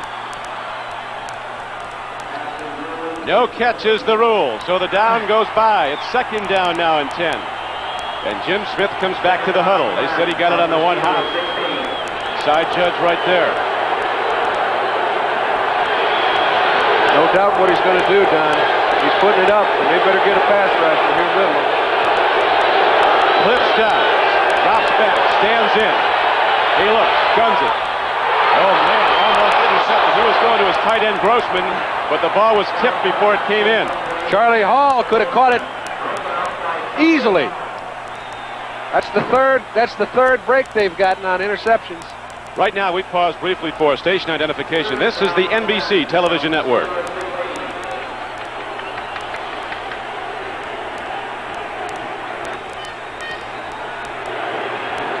Now the pressure is really on Stout and the Steelers. Third down and 10 coming up. Chuck Noll has seen his team the pinnacle of the game 4 times. Lyle Alzado. I tell you, there's a guy that once he made his move, he forgot to stop. As they're going to call it against Pittsburgh. So it becomes 3rd and 15. Look at these Browns slapping hands, but they've not got it won yet. 5:09 to go. We've got a long way to go. Last time it was 3rd down and 20. Offense. Remember where Stout put it. Theo Bell ran it down to the 3. 71-yard gain, that's right. That is a very good point. Last time they had a 3rd and 20. Stout hit Theo Bell, and he went 71 yards down to the 3. Number 55. John Kolb, the left tackle, left a little early. Was in motion. Elvin Sweeney comes out wide to left. Jim Smith goes out wide to the right. T-Bell is in the slot right. Linebackers covering him. Stout stands in. Looks, throws. He's got Rocky Blyer in time for the ball. Misthrown and not completed. And now the Steelers will have to punt the ball to Cleveland. This one turned around fast. But it looked like the Browns might fold up their tent after they fumbled. It cost them a touchdown earlier. They lost the ball to the Pittsburgh 6. Instead, it inspired them. They came back all the harder. And now that they've taken the lead 27-26, their defense has been picked up. Chuck Noll's a little upset with Cliff Stout. Actually, he did miss one receiver in Jim Smith early. He threw a ball he shouldn't have on 2nd down, and he didn't wait long enough to see his open receiver down the field on 3rd. That's the first time he hasn't looked like a veteran. The punt downfield has been 4 turnovers, and I think there's going to be more before this is over. Wright picks it up. Looks wide right. They get right at the 49-yard line. Boy, that little guy's tough. Coach Vitigliano wants to check out things with his quarterback, Brian Sipe. A 48-yard punt, 5-yard return. They better not back off now, Don, because there's almost 5 minutes left to play. They only ahead by 1. A field goal can beat them. If they can control the ball, it would be one thing, but they haven't made much at the line of scrimmage. I think Brian Sipe better just keep peppering. Last week, Brian Sipe was hurt, didn't even practice before the Green Bay game. Went out and had his best day of the season. They told him not to run if the pass rush came in on him, to fall down. Instead, he ran more than he has all season because he had to. One of the great rivalries in football, a game that has sold out this biggest of stadiums 18 consecutive years.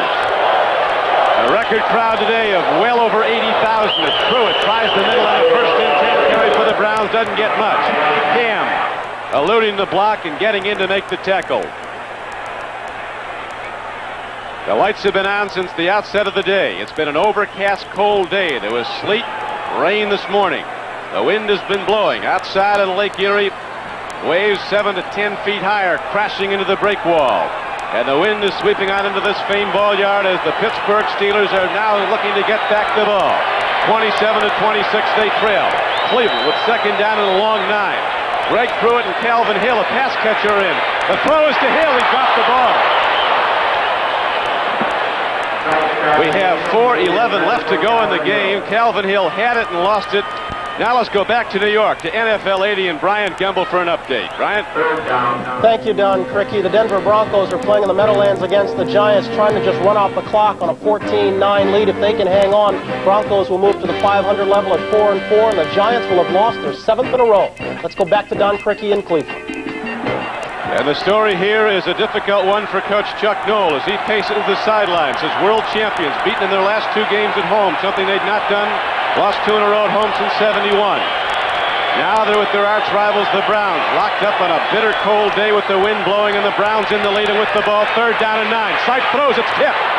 And now the Steelers will get it back on a punt as the Pittsburgh defense comes up big on 3 consecutive downs. And the return unit goes out, and the punter, Johnny Evans, goes out for the Cleveland Browns with 4:05 to go. And if ever Jerry Sullivan needs to get that ball back into Evans' hands, it couldn't be more opportune than now. One time today they couldn't get a punt off because the ball bounced back to Evans. Evans is standing at his 36-yard line. T-Bell is back alone for the Steelers. They've got 11 men coming. Now they set up a return. Boy, he unloaded on that one. Bell lets it hop. Just got into the end zone. Oof. Comes out to the 20. A couple of guys are knocking each other down out there after the play. Whatever's fair. 3:53 left to go. Don, it looks as if there's a flag down there on about the 21-yard line, but I guess it's not.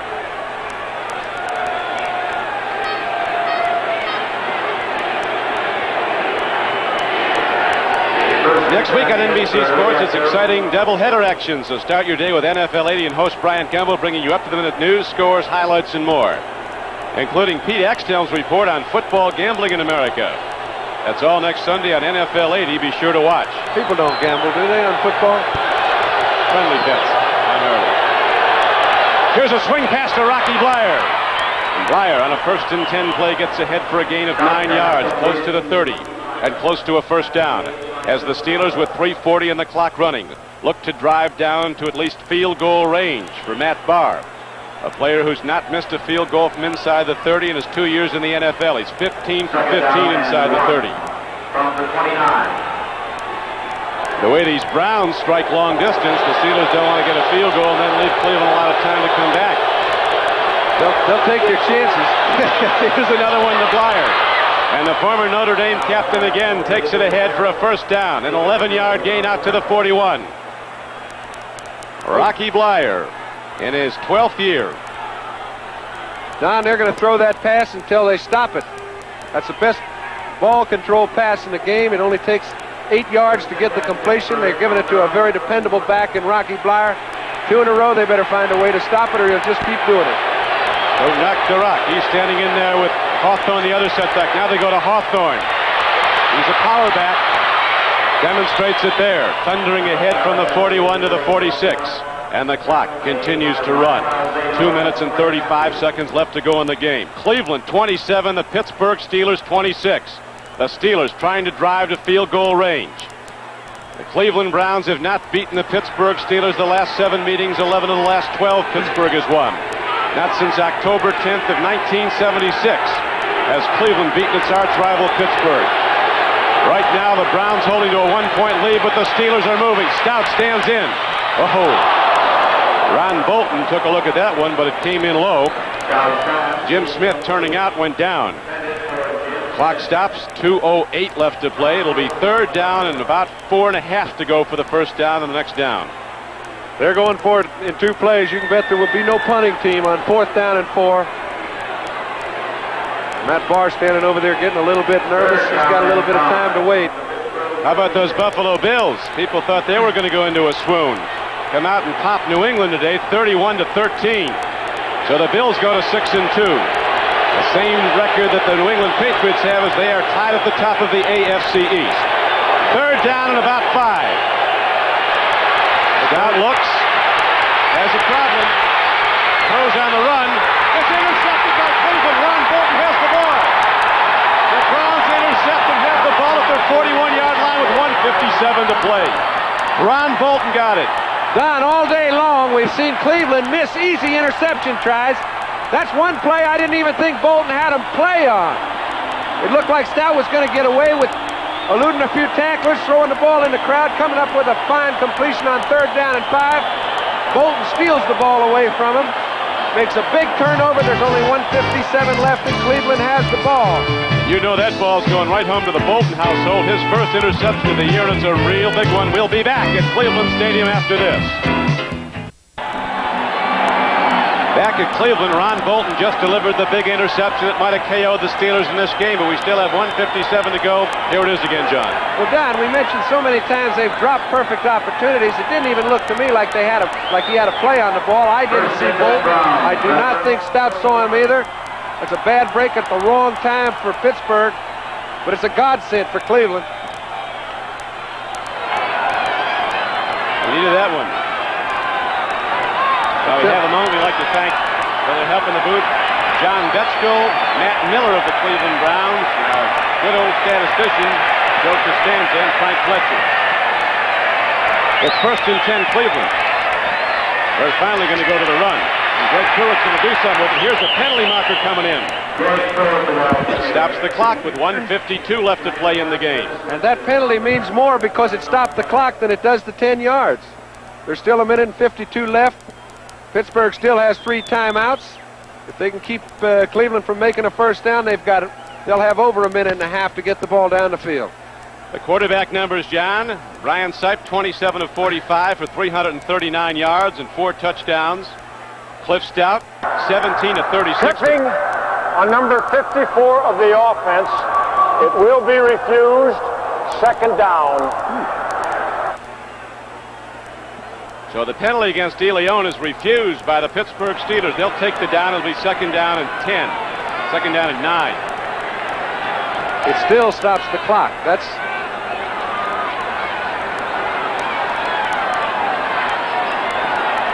Second down, 8 from the 43. Cliff Stout, 17 of 36 for 276 yards. Not bad for your first day at the office. First start. 4th year in the league. Handoff goes. Nothing there. Pruitt tries the middle, and the Pittsburgh Steelers shut it down. Timeout, says Coach Knoll. So the Steelers are allotted one of their 3 timeouts. Cleveland wins it. They'll be up 5-3. Pittsburgh will drop to 4-4. Houston and Cincinnati are locking up today. That'll be interesting. This Cincinnati's going to beat some teams before they're done. Well, they've just beaten some teams. Right. They beat the best team twice. Shut out the Vikings last week. Remember. That's speculation. This yes, isn't over. sir. This baby has a lot of time. It's last 2 minutes of a ball game when it's this close or seem like an eternity.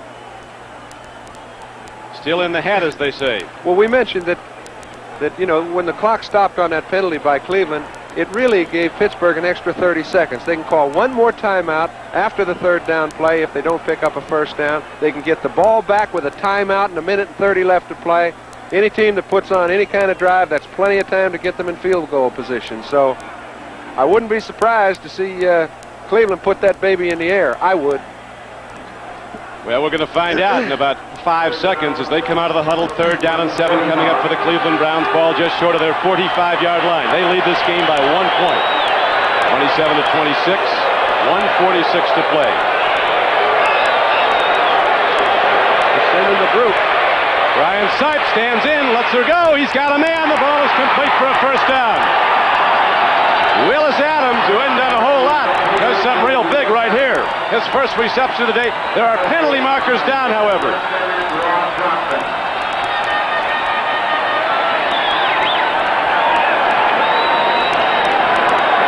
Nine-yard gain and a first down. Well, let's see what this is all about. They're talking to Mel Blunt. Willis Adams was the #1 draft choice out of Houston a year ago. Caught only 1 ball all last year. It's a hold against Pittsburgh, so the play goes. Okay, we mentioned, Don, they've got to get a first down to keep Pittsburgh from having enough time to get back down the field, kick a field goal, and win the ball game. Willis Adams comes up with a key 3rd down play. He doesn't know there's a defensive holding call.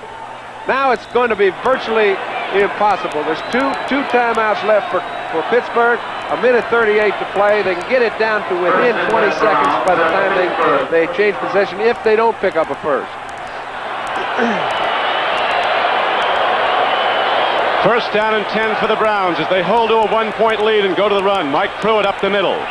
Crashes ahead for close to 5 yards. Down near the Steeler 40-yard line.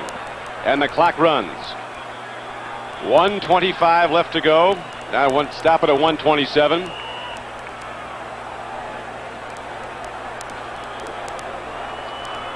Timeout is called by the Steelers. They've taken 2 of those now. They have but 1 remaining.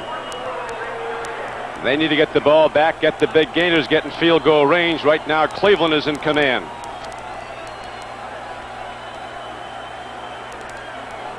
At Cleveland Stadium, this is Don Criqui with John Brody. 2 longtime rivals from the AFC Central, the Pittsburgh Steelers and the Cleveland Browns locked up. And what the bill before the game is a fight to the finish. They don't like each other. They play great football games. We've had one today, and the Browns are holding to a 1-point lead, 27-26. John? Don, most of the players on the Cleveland roster have never beaten Pittsburgh. I wouldn't like them too well either. You know, they've been beaten 7 times in a row by them. It's a chance for them to get their first taste of victory against their arch rival. Of course, there are a lot of people that haven't beaten Pittsburgh too often. Mel Blount was the man called for holding. Mike Pruitt hits 81 yards and 16 rushes for Cleveland. It's second down and 5 now for the Browns. 1:27 left to play. Pruitt up the middle, didn't get there. The third down and about 2. But again, the clock winds down. Tackle made by Steve Burnett. Now we have a timeout called again. You bet. They're going to take their last chance. I mean, if they do stop them on third down in about 1.5 yards, they will not be able to have the clock stop. They can run it down to within about 40 seconds left to play. On fourth down, I'd be curious to see whether they punt the ball or not. Yeah, that'll take some conversation before they decide that. Well, there's a good chance they wouldn't. They might not come to fourth down, though. There's a good chance they wouldn't. Got 3rd and 2. There might not be a fourth down if this third down is a conversion for a first. I think I'd try to pick up the first down. That will be it, because the Steelers are out of timeouts. We're getting it down ahead of ourselves. 3rd and 2 is a pretty big play. They know they can ice it if they can make a first down right here. It's at the 37-yard line of Pittsburgh. A lot of people taking the mic down there on the floor. Vitigliano's talking, Schaffner's talking. I saw 4 or 5 players putting in their 2 cents worth. Sipes, the guy's got to sell it, though. Let's see what he goes to now on 3rd and 2. Might be Pruitt, the fullback, aligned directly behind him. Charles White. He got there. He didn't get there by much. Steelers don't think he did.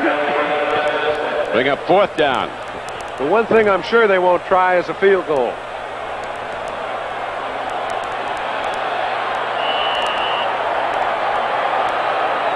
Sam Rutigliano and his Browns 53 seconds away from beating the Pittsburgh Steelers, something they've not done under Rutigliano's tenure at Cleveland.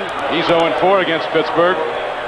Chuck Noll, a native of Cleveland who played with the Browns, across the way is world champions, possibly on the way to a 3rd consecutive loss. 4th down and inches. The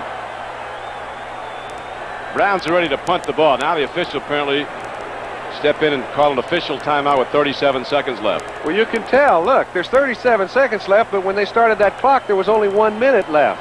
So they've only run 23 seconds off the clock. You saw a lot of Steelers complaining, but you're allowed 30. I think the Browns have a claim.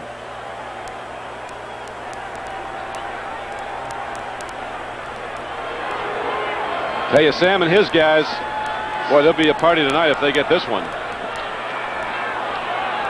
Having a problem with the clock they have had all day. Scoreboard clock shows 37 seconds to play now. Remember the last time Evans kicked the ball, put a shot into it, into the end zone for a touchback. 47-yard punt. Cleveland has a couple guys back. Seconds left in the 30-second count. The game clock of 37 seconds is correct. That's right, Donnie. They've got 12 seconds left on the 30-second clock, which means they can run it down to 20 to 25 seconds And that seems about right. So Johnny Evans standing at his 49-yard line. Charles White on the sidelines, waving something out there, and now Evans comes back up to the line of scrimmage. He's waving. He says, hey, you said we got 12 seconds to run off the clock. I don't see it moving.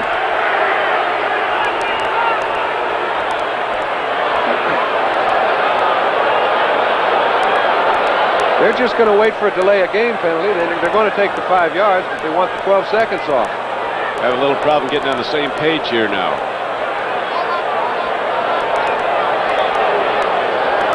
"37 seconds is official, we're told. That's how much time remains to be played in this game. The 61st meeting of the Browns and the Steelers. With the Cleveland Browns holding to a 27-26 lead.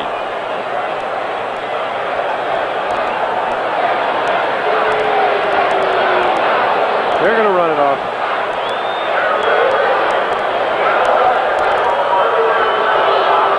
Now a whole new tree of guys coming in for Pittsburgh. Chuck Noll just sent in about 8 new guys. He's got another return unit in. And that's, you know, it's really dangerous. I think the most dangerous transition play in the game is a punt. I wouldn't be surprised. Well, I don't know. They got some guys that can block it, like Dwayne Rudda coming from the left flank. He can motor. They're going for the block. And now the clock runs down to 24. They got an extra second out of it. They take the delay of game as they plan to do. But if there's 12 seconds left in the 30-second clock and the game clock shows 37, they got an extra second as it goes down to 24. Chuck Noll's protesting that. While we have a moment, we'd like to do our credits for the people who make this possible. We'll get to that in a moment. They're going to punt the ball.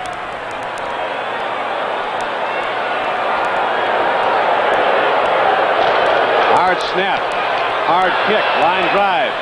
T-Bell takes it on the run at the 11. Gets out of bounds with 16 seconds to play.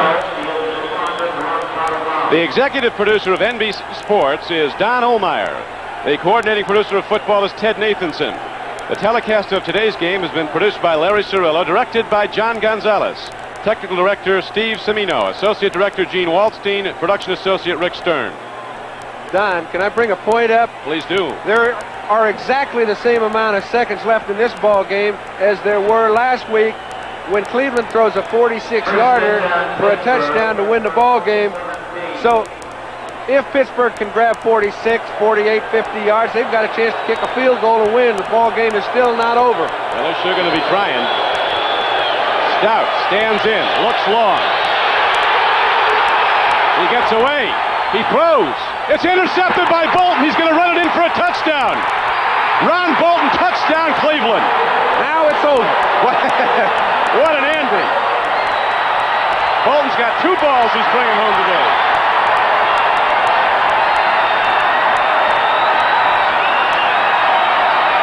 Hey, somebody's hurt down there from the Cleveland side. They better get some control for this crowd because Bedlam could break loose here. John, one area that's cleared out of this stadium right now is the end zone at the other side where the Steeler fans were. Well, I can understand that. Listen, Pittsburgh played a very fine football game, and Cliff Stout played about as well as I've ever seen a kid play in his first football game.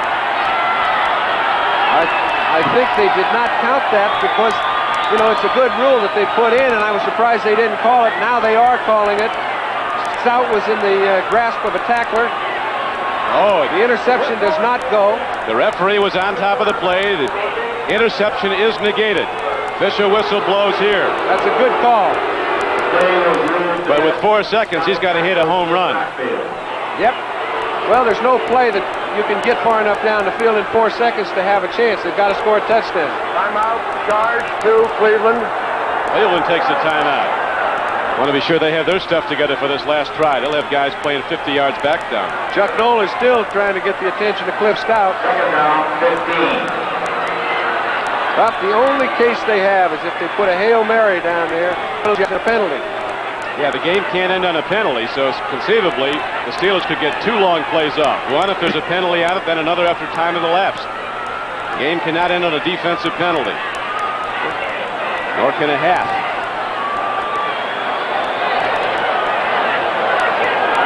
Four seconds left. The wind has subsided somewhat. Flag is down now. It's been swirling. I'm not sure some of the Browns feel that this game can ever end. It's been a full workout. Well, you don't find many 3.5-hour football games. They're all standing in Cleveland as the Browns are 4 seconds away from beating the Pittsburgh Steelers for the first time since '76. Stout with wide receivers set all over the field. Four guys are going to be running deep patterns. He's got the long arm and he needs it. There's the gun ball. Jim Smith catches it. And he is down at the 47-yard line and time runs out. And the Cleveland Browns upset the Pittsburgh Steelers. Art Modell with something to celebrate, as do the packed house that came to Municipal Stadium, Cleveland Stadium.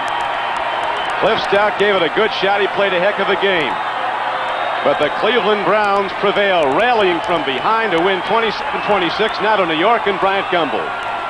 Thank you, Don Criqui. Great ball game. So the Steelers have now lost 3 straight, but on this 8th Sunday of the NFL season, you should know that the Bills have beaten the Patriots. The Giants have lost their 7th straight. The Saints have moved to an 0-8 mark after 8 weeks, and the Falcons have upset the Rams. We'll get to the scores and the highlights of Week 8 and the Budweiser NFL report following these messages from your local station.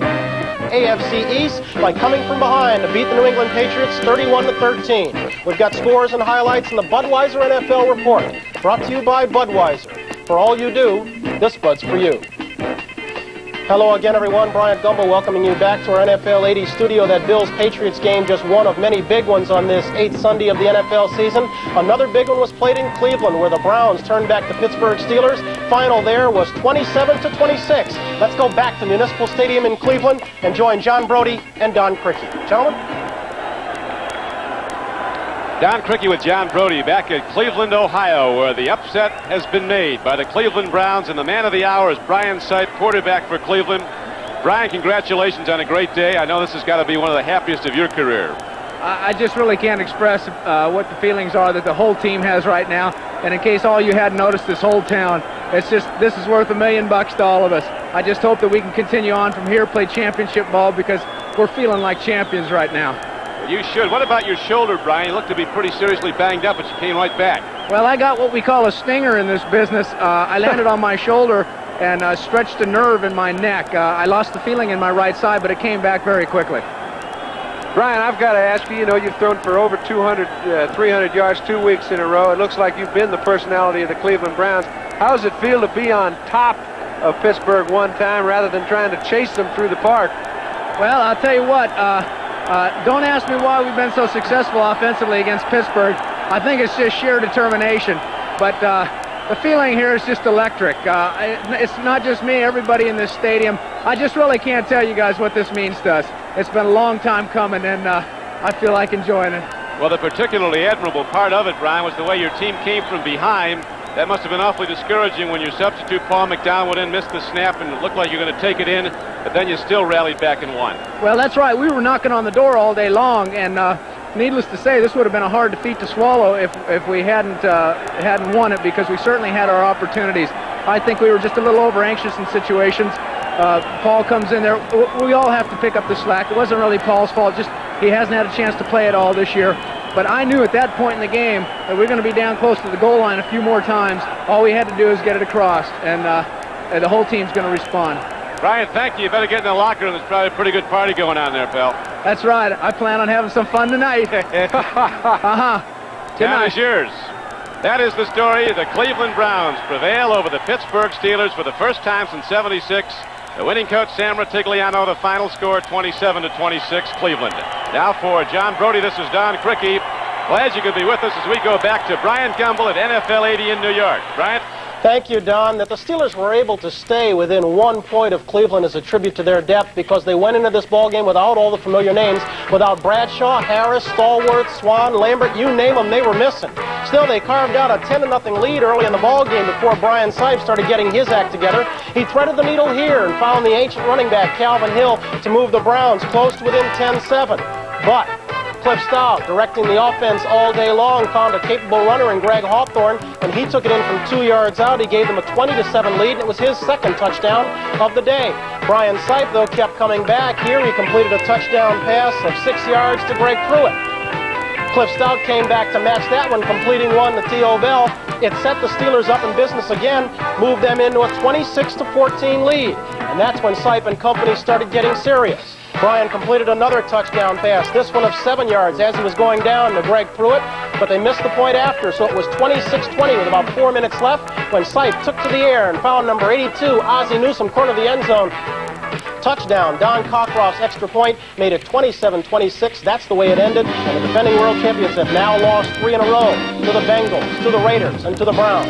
We'll come back after this word from Buckley's losing streak. They ended the Patriots' 5-game winning streak, and they gained a share of first place in the AFC East. They did all this by virtue of a 31-13 victory over the New England Patriots. Ball game not for the faint of heart. Sugar Bear Hamilton never saw the end of it. He was carried off in the first half.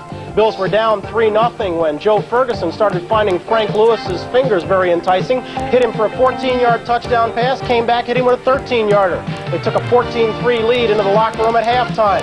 When the Patriots came back out, they did so throwing on the arm of Steve Grogan. Grogan up top to Russ Francis, 26 yards. Suddenly the Patriots within 4.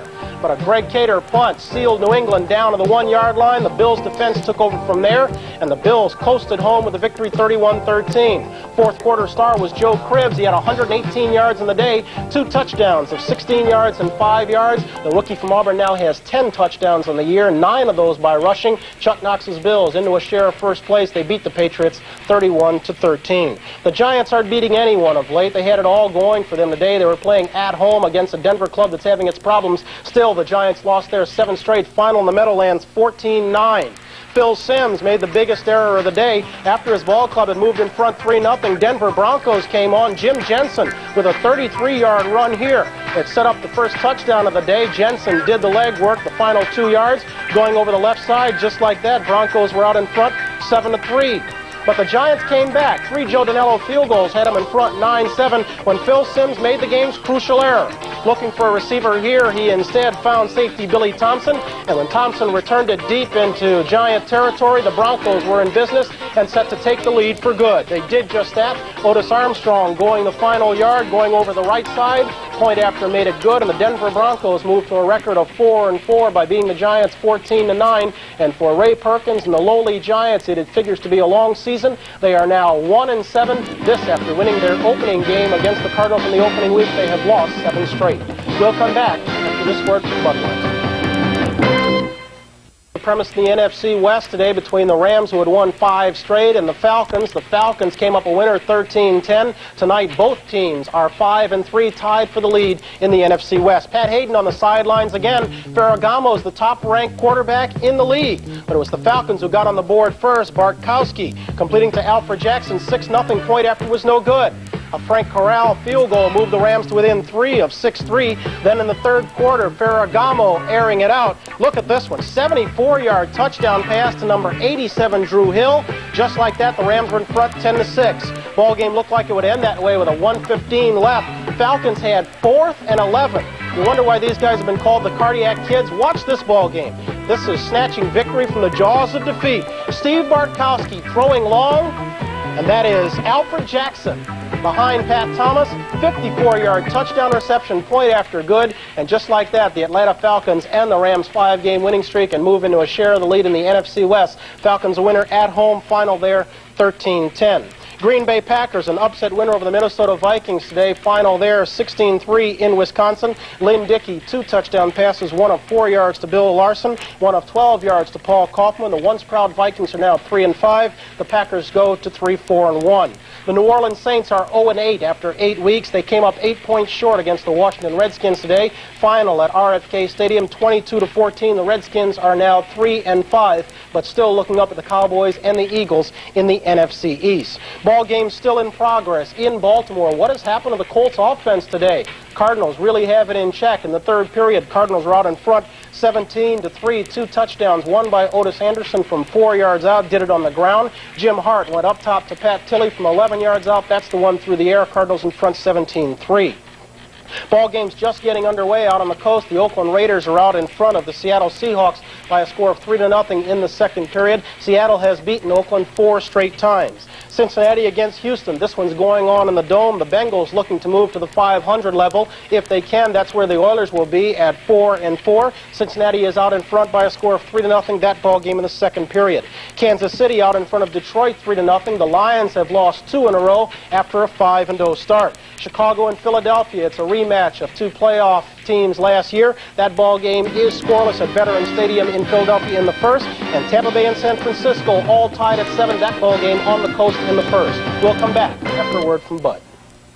Time has run out on our efforts for Week 8. Hope you'll come back and join us next week as we start the second half of the NFL's regular season. Still a big night ahead on NBC at 7 o'clock Eastern Time. Bad Guys versus Good Guys and Disney's Greatest Villains. That followed by Sophia Loren starring in her own story. It's the TV movie event of the season coming tonight on NBC. This has been the Budweiser NFL Report, brought to you by Budweiser. For all you do, this Bud's for you.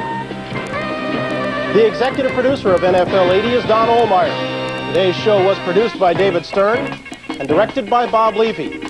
Our technical director was Sal Nagita. Associate producer David Neal. Associate directors Mary Buda, John Filippelli, and Brian Orentrack. Don't forget, next Sunday, exciting doubleheader action on NBC. You'll see the San Diego Chargers take on the Cincinnati Bengals, and the Oilers battle the Denver Broncos, plus other regional games. Check your local listings for the game and time in your area. Tonight, it's Bad Guys versus Good Guys and Disney's Greatest Villains, and Sophia Loren and her own story. All tonight, starting at 7 o'clock Eastern Time. For now, Bryant Gumbel saying thanks for joining us. Good night. This has been a presentation of NBC Sports. We're proud to bring you the best in sports television. Kathy Adams. I'm Dave Buckle. Thanks for being with us tonight in Super City on this Super Sunday as we head into a super week on the tails of the Browns' win over the Steelers before a full house at the stadium. Next up, of course, Tuesday's presidential debate that again puts Cleveland in the national spotlight. And in News Center 8, we launch a super series on how you can still be a winner in this tough economy. First, though, the Browns getting the adrenaline going, and John, I've just about run out of superlatives. Try the word exasperating, or it was a dramatic win this afternoon, and the Browns deserve all the credit for picking up the victory today. They showed a lot of heart this afternoon, throwing caution to the wind, and boy, it was windy down at the stadium. We froze, you know what, off. 65,000 out of 80 loving this catch here. Sipe was outstanding as he hits Ozzie Newsome for the game-winning TD. It gave the Browns a come-from-behind 27-26 win over the Steelers. The last win 4 years ago, and Ron Bolton put the icing on the cake with that interception off Cliff Stout of Oberlin. Just a great win for Cleveland, and we'll give you the whole story later on in the sports. Thanks, John. The sweet victory over the Pittsburgh Steelers at the stadium certainly gave Browns fans plenty to be excited about. These fans traveling home after the game were excited because they watched the Browns beat a world championship team, knocking the Steelers down a peg, winning the Turnpike rivalry. But the hometown fans had plenty of competition earlier, as we learned from News Center 8's Gary Stromberg.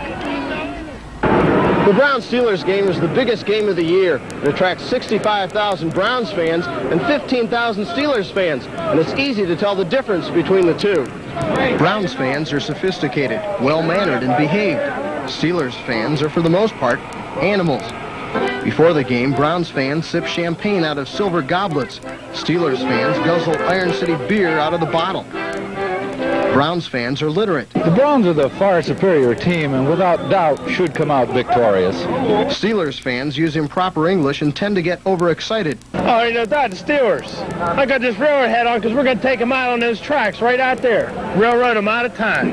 Browns fans stay warm by wrapping themselves in luxurious mink. Despite a chill factor of 16, Steelers fans run around in T-shirts. Browns fans are attractive. Steelers fans are not attractive. Browns fans are enthusiastic and down to earth. Steelers fans are conceited and obviously have big heads.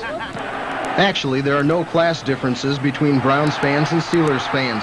The only important thing is that the Browns outclassed the Steelers on the playing field today. That was the greatest game I've ever seen in my life. They finally beat them. Cleveland's winning spirit will carry on beyond today's game. Wayne Dawson has that story.